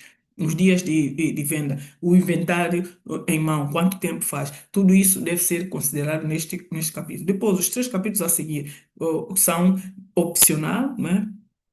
E vocês poderão preencher ou não, mas isso depois discute-se melhor nas fases a seguir. Foco, over to you. Thank you, Nadia. Donc, nous allons commencer cette session sur l'explication du modèle financier de la Fondation Tony Lemelou. En répondant aux questions, il y a deux questions qui ont été posées que dans le fichier Excel, c'est 8 ans, alors qu'on vient d'expliquer 3 à 5 ans. Non, vous devez tenir compte, pardon, c'est 10 ans. Vous devez tenir compte de ce qu'il y a dans le fichier Excel qui est de 10 ans. Donc, 3 à 5 ans, c'est juste un exemple. On a aussi quelqu'un aussi posé la question de savoir quelle monnaie on va utiliser. La monnaie, généralement, c'est la monnaie locale. Quand vous allez choisir votre pays, la monnaie sera automatique dans les tableaux. Donc, maintenant, pour ce qui concerne le tableau Excel, il a 7 onglets. Et vous allez travailler juste sur 2 onglets. Les 5 autres onglets sont automatiques. Vous devez seulement travailler sur l'onglet des instructions ou des hypothèses, des onglets des instructions et l'onglet des hypothèses. Voilà les 2 onglets où vous devez mettre vos données. Le reste des onglets donne les chiffres automatiquement. Vous n'avez absolument pas à y intervenir. Donc, par contre, qu'est-ce que nous avons donc comme hypothèse? Dans l'onglet des hypothèses, nous avons en 1 les hypothèses générales. Ici, la question pour vous vient de choisir la monnaie, le pays, de choisir la monnaie et de déclarer quels sont vos produits. On vous permet de déclarer jusqu'à 3 produits. Donc, vous pouvez avoir un produit, 2 ou 3 produits. Si vous en avez plusieurs, vous allez condenser. L'essentiel, c'est que vous devez avoir 3 produits. Vous devez indiquer quel est le taux de la taxe dans votre pays, les taux d'intérêt que vous voulez par rapport à votre projet et le taux d'inflation. Donc, voilà les informations générales que vous devez remplir dans les hypothèses. Concernant les taux de croissance, les différents taux de croissance, vous devez les analyser en fonction de votre secteur d'activité ou de votre historique afin de déterminer tous les différents taux de croissance qu'on va vous demander de déterminer. Ça peut être les prix, ça peut être les volumes, ça peut être les salaires ou les coûts. Vous devez les déterminer. Troisième chose, c'est les coûts de démarrage. Vous devez fixer des coûts de démarrage de votre entreprise. Même si c'est optionnel, vous devez les fixer pour ceux où c'est possible. Mais maintenant, vous avez les coûts des salaires. Tout ce qui est charge administrative, tout ce qui est salaire, ça doit aussi s'estimer. On va donc vous demander quels sont les salaires que vous voulez, que vous projetez pour vos employés. Vous allez les déclarer là-bas en remplissant. Le quatrième point, c'est les coûts opérationnels. Dans les coûts opérationnels, vous allez aussi déclarer les différents coûts tels que vous allez voir. Ça sera dans vos différentes langues. Vous allez dire quels sont les coûts de chaque chose. Électricité, assurance, consommables, tout ça. Les revenus. Dans les recettes, vous devez indiquer comment se répartir vos recettes par trimestre, par mois. Et tout ça toujours, vous devez déclarer certains montants et il y aura le taux de croissance. Le taux de croissance que vous avez déclaré plus haut va faire que ça se calcule automatiquement dans les autres onglets. Au niveau de fonds de roulement, nous sommes sur le point 7, le fonds de roulement. Le fonds de roulement ici, il sera pour vous de déterminer les délais de dette que vous voulez accorder à vos fournisseurs et le délai de dette de créance que vous voulez accorder à vos clients. Ça dépend de vous. Ça dépend de vous, ce sont les prévisions. Et vous allez aussi déclarer quels sont vos niveaux de stock. Ça peut être le stock de matières premières, ça peut être le stock de produits finis. Et à travers les éléments que vous allez mettre, le logiciel va calculer automatiquement toutes vos créances et tous les chiffres que vous verrez dans d'autres tableaux et qu'on venait de vous expliquer. Huitième chose, c'est le financement de démarrage. Vous devez donner votre schéma de financement au démarrage. Il y aura des options. Vous allez choisir vos options, choisir les pourcentages. Neuvième chose, c'est la capitalisation. Comment est-ce que votre entreprise est capitalisée? Comment est-ce que vous allez procéder à l'ouverture capitale? Comment c'est financé en termes de fonds propres? Vous allez indiquer tous ces éléments sur les 10 prochaines années. C'est optionnel, vous aurez le choix à faire. Et pour finir, c'est votre politique de dette. On va vous permettre d'avoir plusieurs financements. Chaque financement aura son montant, aura son délai, aura son taux. Il vous revient donc en fonction de vos projections, en fonction de ce que vous voulez que votre entreprise se comporte. Retenez que ce sont les planifications. Ça n'a rien à voir avec ce qui va se réaliser, mais tout ce qu'on vous demande, c'est de faire des plans et de les projeter. Tout est estimatif. Merci. Over to you, Muyumi. Thank you, Foko. So we're going to step this down. I'm going to stop sharing and then we'll start sharing the financial model. While we're waiting for that to come on board, we'll just take some of the other questions that we just we got. So for instance, someone asks, do I use TEF as my startup financing? Yes, you would. That is what part of what constitutes your startup financing cost. So you use this estimated $5,000 as your startup cost. You include it in your startup cost. There was also a question on, will discounts affect revenue negatively? Yes, offering discounts reduces your possible revenue. But the idea is that your business will recover that cost through purchases by more customers that were attracted via the discount. So in the initial, it shows as a loss to your business, but with the idea that your business will gain back that. Then there was someone that asked that they have 5 products and then there are 3 rows for products. That how do they go about it? So you cannot add more rows. If not, you will break this template. But what you can do is add up your products so that you add them up together and average them so that you can account for all the estimated revenue from all 5 products. But it will be hard to add any more rows. If not, it will break the current templates. So then there was also a question on investment activities that are we only accounting for the items you purchase, equipment you purchased this year, or the ones you bought a long time ago?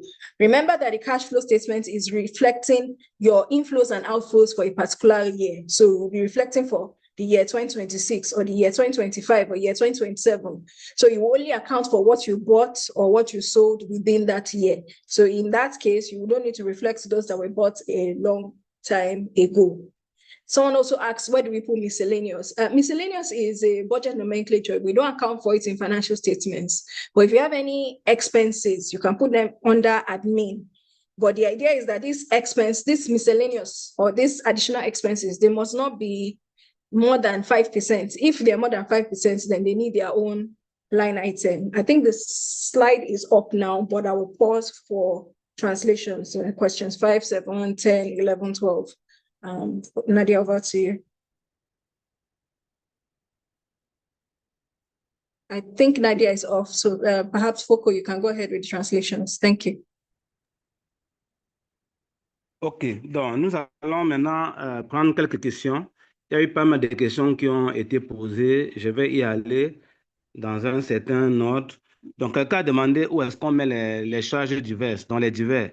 Les divers, déjà, tout ce qui est imprévu et les divers, ça doit être moins de 5% de votre budget. Si c'est plus de 5%, je pense qu'il faudrait créer une ligne. Et il y a aussi l'option de mettre les divers dans les charges administratives. Quelqu'un a demandé s'il a plus de 5 produits, comment ça se passe. Si vous avez plus de 5 produits, alors qu'on vous demande de mettre uniquement 3 produits, vous pouvez jumeler 2 produits et prendre une moyenne, pourvu que vos projections aient du sens. L'autre demande, est-ce qu'on peut mettre la subvention de $5,000 comme financement de démarrage? Oui, c'est un financement de démarrage. Et vous aurez d'autres options, comme les apports personnels et les dettes, les prêts bancaires. Donc, vous saurez comment mettre ça dans votre tableau Excel. Donc, quelqu'un nous a demandé, miscellaneous déjà. Donc, je crois que j'ai fait le tour des questions. OK, over to you, Omuyumi. Thank you, Foko. So we go to the financial model. I'm projecting financial model. I'm estimating what you're seeing here is what you should be seeing when you open the financial model template. So like I said, there are 10 sections, and then we're taking each section one after the other. The first section is this general section over here. Let me highlight the whole of the general section so you can see what I'm referring to. So this section is the general section. In this section, you select your business country. Let's assume the business from Botswana, you select it. And then you notice that when you select Botswana, all the currency will change to Botswana currency.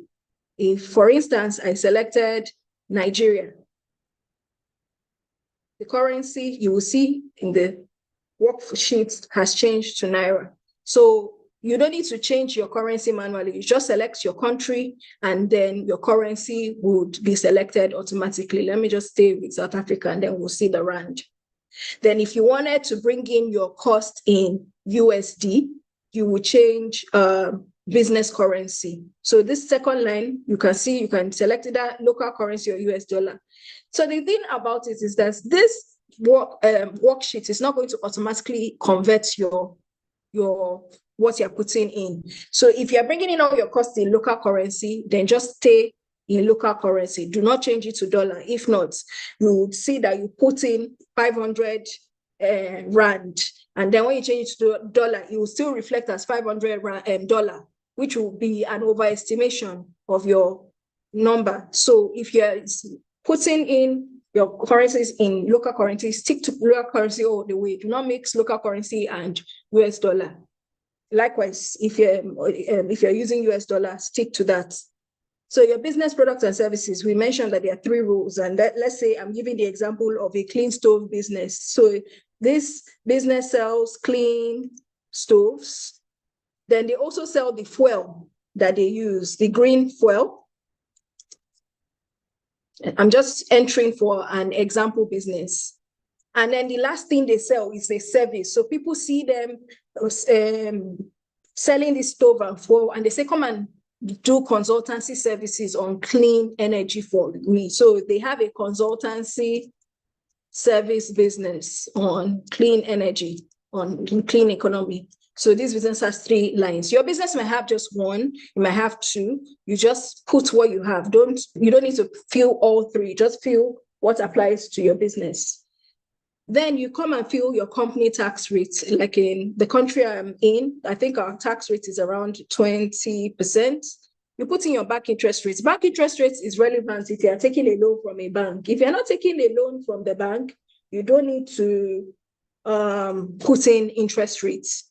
You don't need to, but let me just put it here. Then you put in your country's inflation rate as well. This one is important. You will need it because it's going to affect your expense growth rate. So that inflation rate is very important. Tax rate is very important. Bank interest rate is optional. Then you move to your depreciation rates. These ones are standard depreciation rates. You don't need to change them. But if you have a different depreciation rate you're going by, you can change it. But you really don't need to change this. These ones come in the template as you see them, 5, 15, 25, 20, 10%.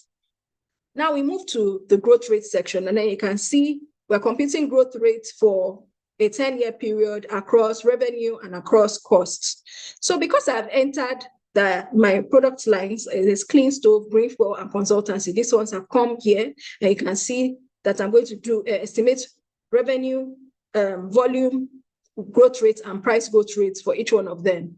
So my growth rate in year 1 for volume, you can, I think there was also another question on, so I noticed some people in the comments are saying, that they are not seeing this drop down that I'm using here. Their own version doesn't have drop down. We would come to that shortly. There's a workaround for those that don't have the drop down in their Excel templates. I'll show you how to go about it so that you can set your local currency, but just give me some time. We will do that towards the end. So please just pay attention and stay focused.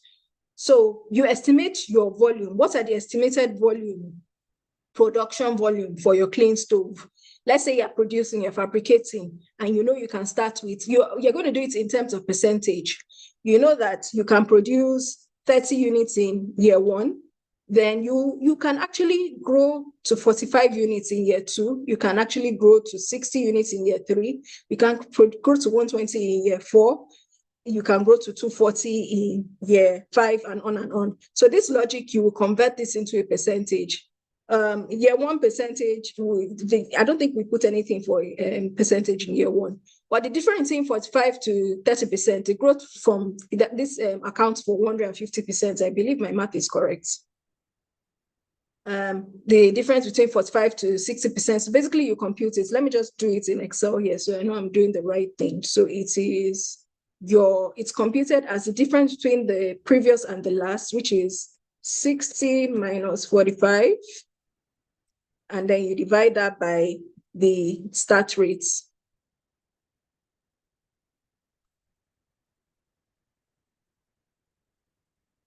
Divide that by the initial. So that comes to like 33%. I think I should have used this logic here. So let me do the same thing. 45 minus 30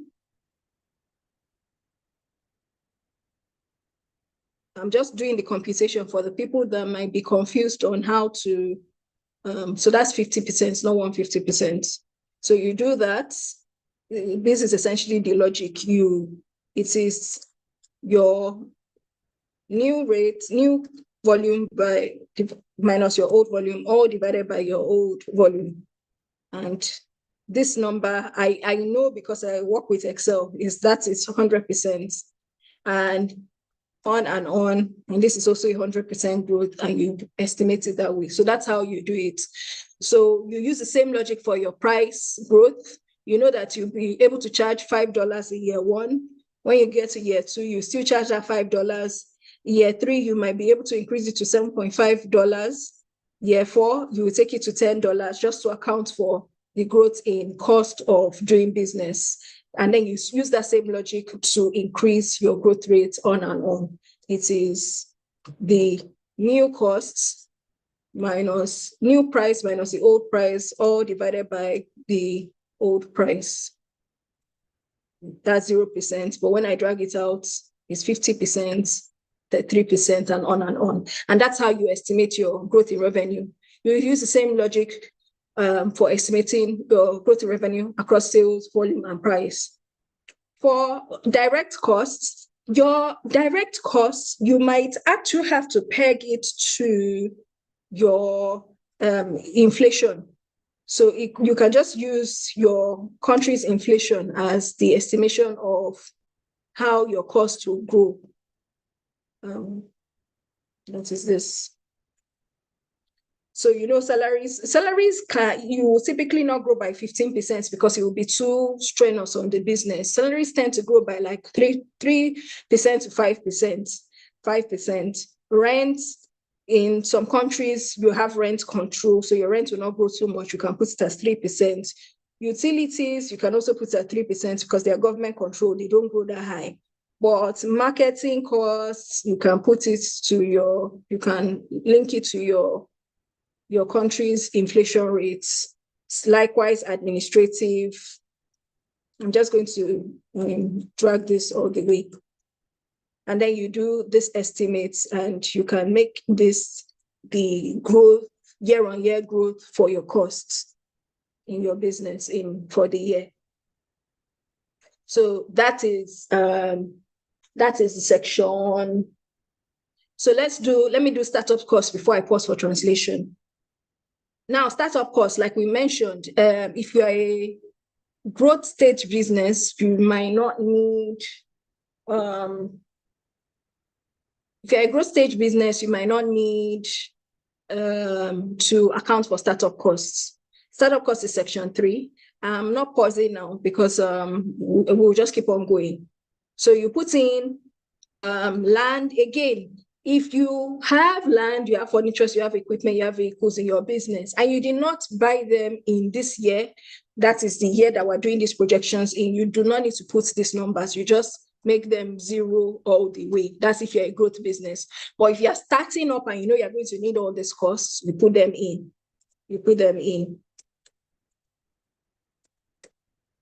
I'm just putting in dummy numbers. Let me put in numbers that will be more true to life, so that our cost estimation will be more accurate.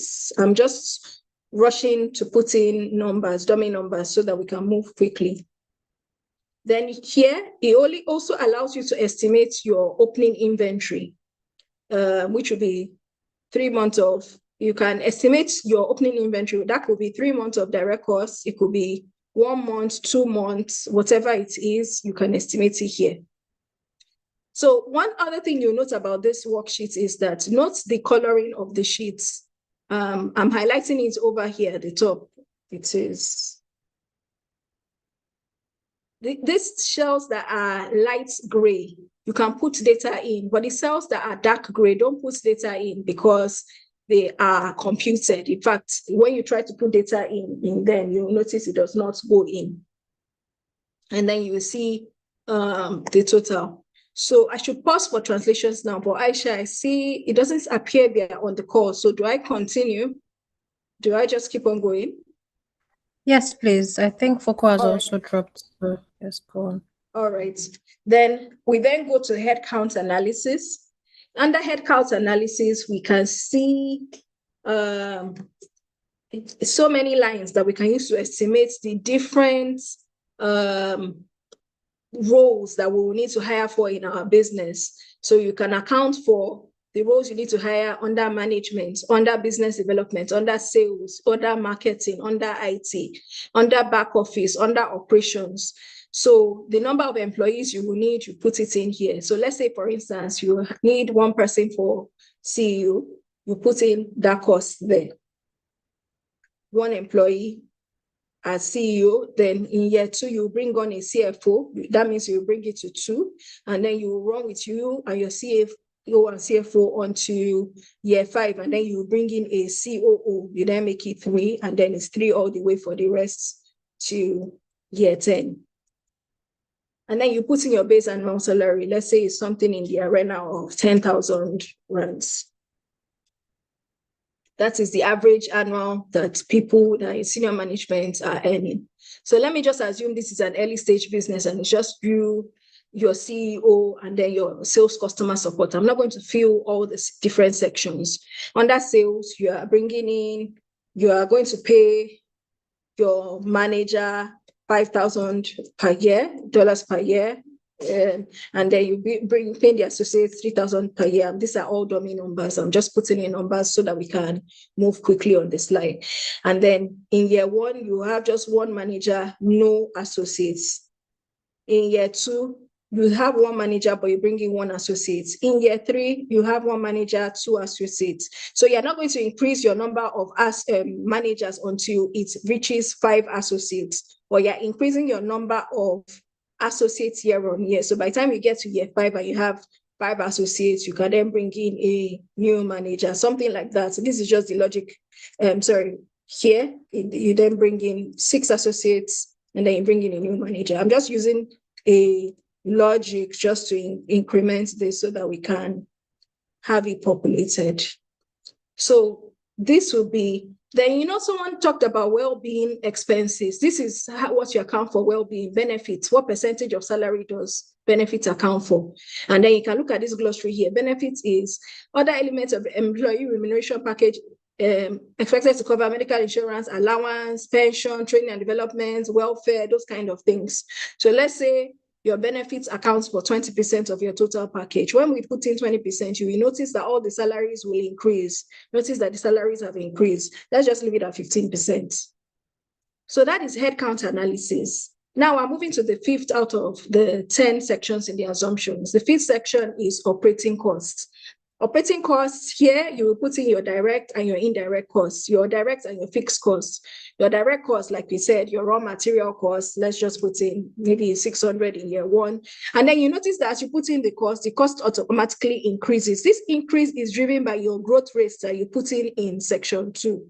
So you see that those gray sections, they automatically compute themselves. The dark gray sections, they automatically compute themselves. You don't need to adjust them. All you need to adjust is the baseline. All you need to fill is this baseline column. And when you fill baseline, it populates for the rest of the sheet. And then we fill in cost for direct labor, for factory overheads, for inbound transport. I'm just putting in the numbers so we flow.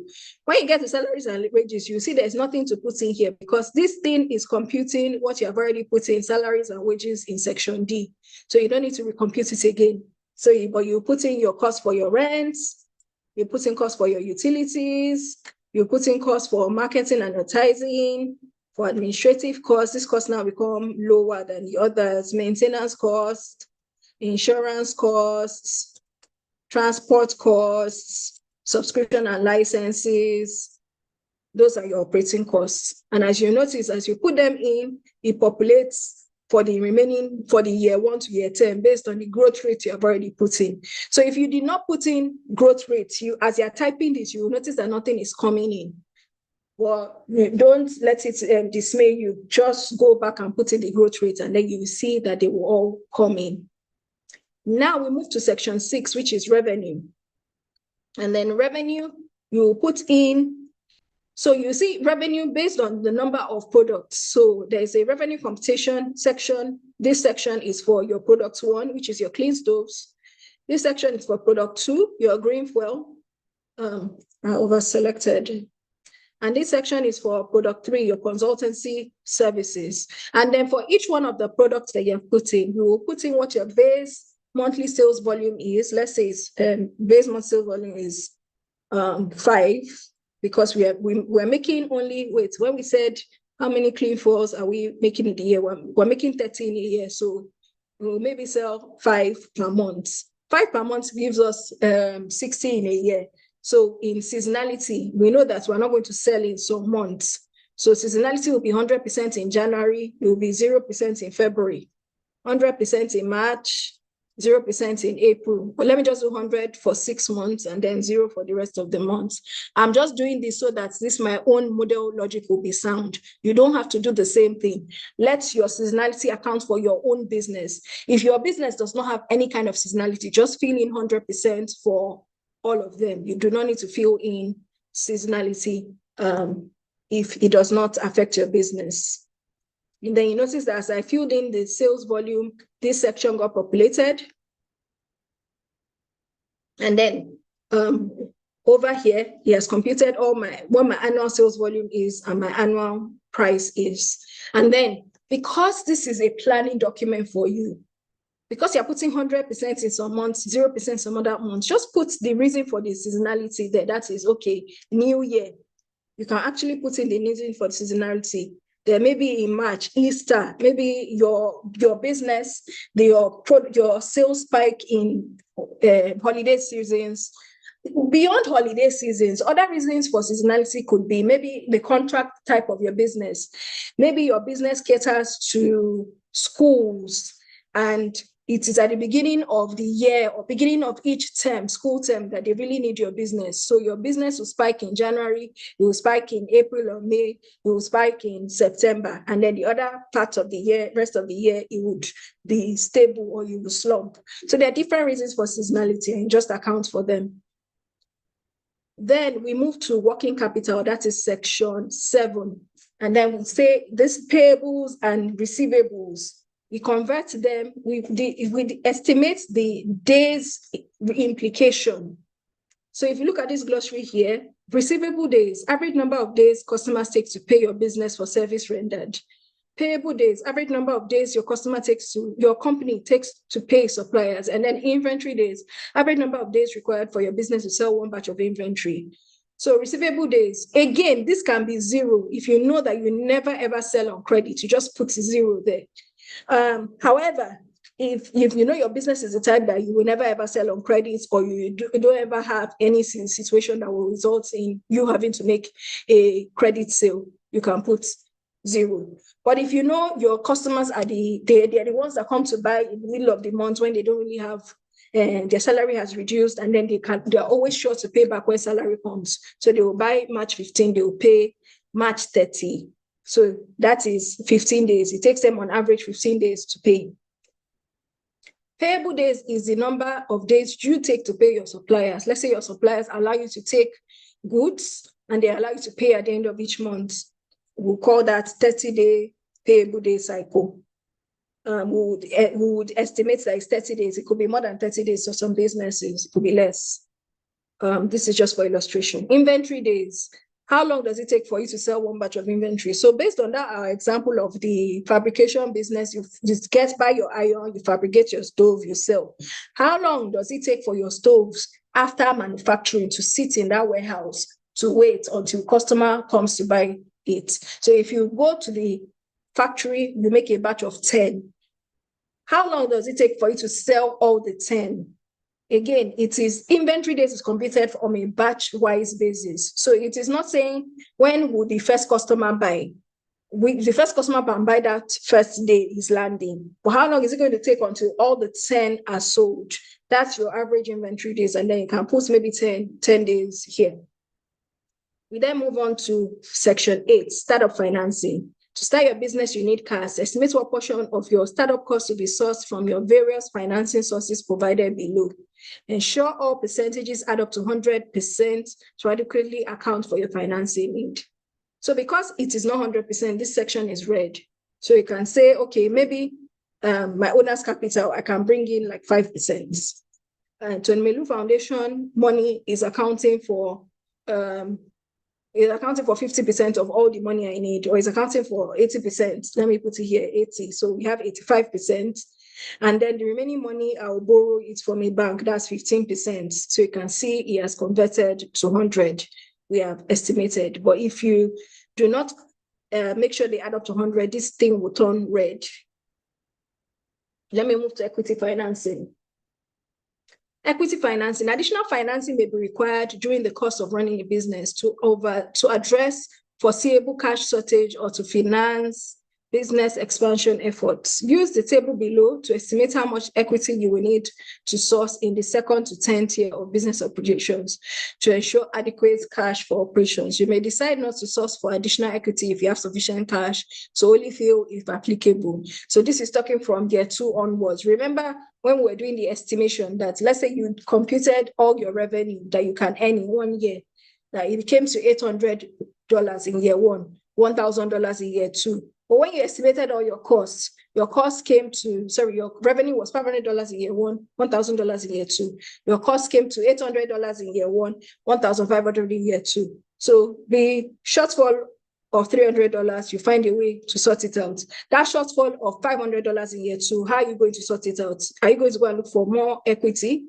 What is it you're going to do? So this is where you answer that question. I'm going to go and look for more money. So maybe this business, they're planning to look for more money every year up until the 5th year. And they believe that from the 5th year, they should be balanced. It's the same logic that applies in the 10th section, debt financing. This time, you're not looking for equity, you're looking for debt. So you have a computation for debt facility. You put what year are you going to borrow the loan. You can select any number from year 1 to year 10. Let's say you're selecting year 5.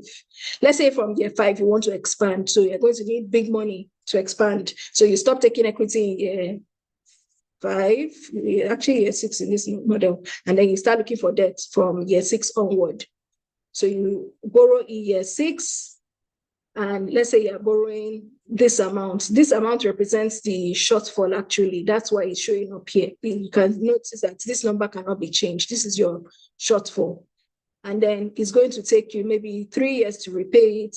And then when you notice, the loan end will always change to account for the year it will be borrowed plus the repayment period.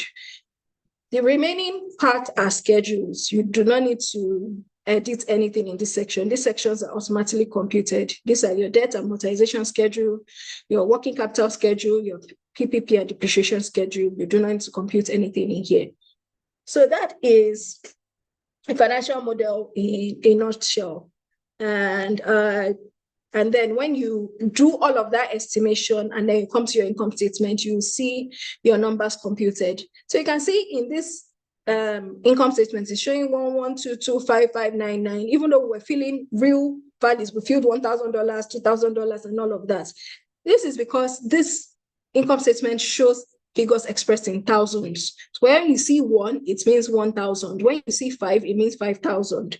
But essentially, based on what we have computed, we can see that we are running at a loss. This number, anytime you see brackets on the profit line, it is, and it's red. It is, well, this is deep red, is light red, but the bracket is a sign that we're running at a loss.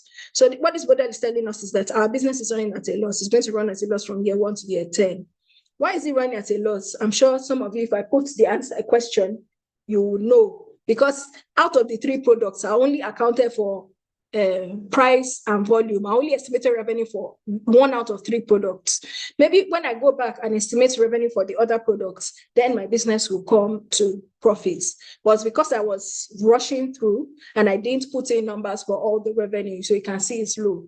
But essentially, this message, if you come here and you see this in your business, it is telling you that you need to account for it's telling you you're running at a loss, and you either need to review your expenses downwards or review your revenue upward. That's what it means.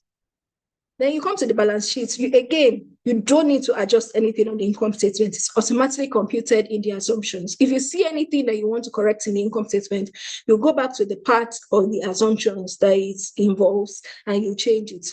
For instance, let's say the salaries and wages. Salaries and wages, I want to reduce it by like 50%. So I'll just go there and reduce one of my headcounts by, that was maybe 3, I will reduce it to 1. Or I reduce this based on annual salary from 10,000 to 5,000. That's not a perfect 50% because it's not just senior management. But when you come back, you see it has changed from 240 to 160. So anything you want to change in the income statement, you go to the assumptions to update it. Likewise, balance sheet, he has also computed your balance sheets. And you can see that this business is showing so much in the negative section, as in even the cash is showing a negative. It just shows that you have not put in all the numbers completely. When you put in all the numbers completely, everything shows up. Cash flow is also generated. And then there's a section that shows a summary of what is generated. This chart, I know it's for some people's templates, the charts are not computing well. So you can ignore the charts. And then you also see a glossary that just gives you the definition of some of the terms that are used. Okay, so I'm now going to focus on some of the questions I'm seeing in the charts. I can see someone asking, does it mean financial model is Excel sheets? When you input your country, the amount automatically converts to give? Okay, yes. So there are some people that are using Google Sheets to open this document. In Google Sheets, you won't see all this interactivity, you won't see drop down. But what you will see on Google Sheets, I think, is a number 53. So let me stop sharing. And what you will do is whatever number you see, change that number, step into that number and change it to the number of your country. Where is the number of your country? I'm going to show you a screen that shows a country code. It shows all the 54 countries in Africa, and it shows the country code. So just look at the screen there, look at the number for your country, and then change that number 53 or number 57. Just change that number to the number of your country. So let's say you are from Kenya. Look for Kenya on this list. Kenya is number 24. Change it to 24, that 53 to 24. And you will see that all the currency will convert to Kenyan shilling. Or if you're from Nigeria, you change that 53 to number 37. And you see that all the currency will convert to Naira. So that's how you go about it if you are using Google Sheets and then you cannot see any drop down to select. I also see on idea stage, since you didn't make sales, do you have to put zeros to assume a figure? Note that you didn't make sales historically, but this is a futuristic document. So if your idea stage, if the concept is that you believe you're going to make sales in the future. So this projections is for 10 years in the future. So you won't put zero, you'll put the value that you believe you can make in your business. Based on the customer base, based on the market research, this is how much I can afford to sell my product. This is how many customers I believe can buy. So it will not be zero. If you put 80% on seasonality, does it mean you will sell 80% of your product or sales will be affected by 80%? It means you will sell 80% of what your standard. So let's say you have estimated your monthly sales volume is 500. If you put 80%, that means you are selling 80% of 500. I hope that makes it clear.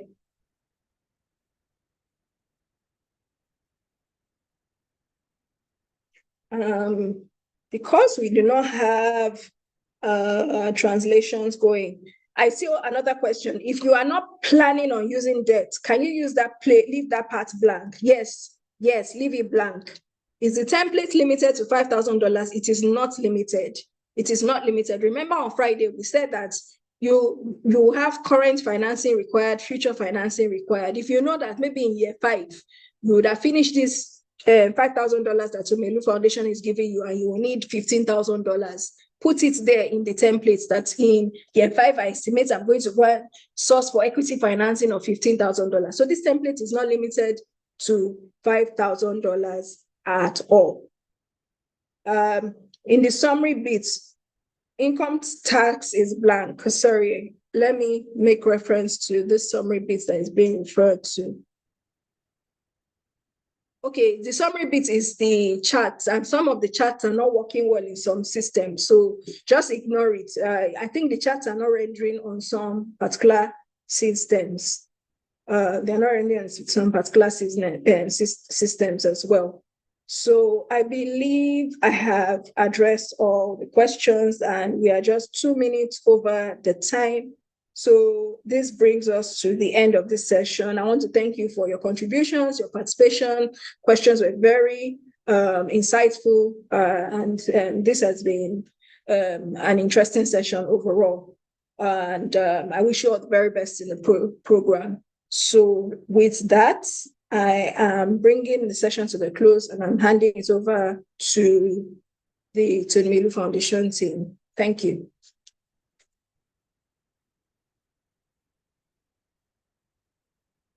I noticed some people are asking where to get the templates. Aisha, please, we will need to address that. Yes. I think we're working with the assumption that this is a general template. Okay. Yes, if the financial template will be sent to you as you go on with the program, we'll send it to you via email. And if after we send it, you don't receive it, then you can reach out to us at inquiries@foundation.org. Thank you very much, Omawumi. I think you did justice to this topic. I think and I know that you broke it down. I saw a lot of comments about how simple and easy you've made it. So thank you very much for your time. Would you like to give us a concluding sentence before we close out? No, I think that's essentially it from my end. I hope everybody understood, especially how to use this business country code section. You use it to update the currency to the currency on the templates. And if you're not able to update it, maybe stick with dollars, but you can use this to update your currency. So that brings it to the end. All right, thank you very much. We would share the link to this recording, to this live event on YouTube. We'll share it with everybody again after this session. So you can always come back to watch this session again. You can also share with other people who were maybe not able to join this session today. I also hope you've all been able to fill the attendance sheet that was shared in the chat box. Thank you very much. I mean, Rolling, Foko, and Nadia are no longer here, but thank you for your time and support with this. Thank you very much, Omawumi. We hope to see you again very soon. Thank you, everybody. Do enjoy the rest of your day.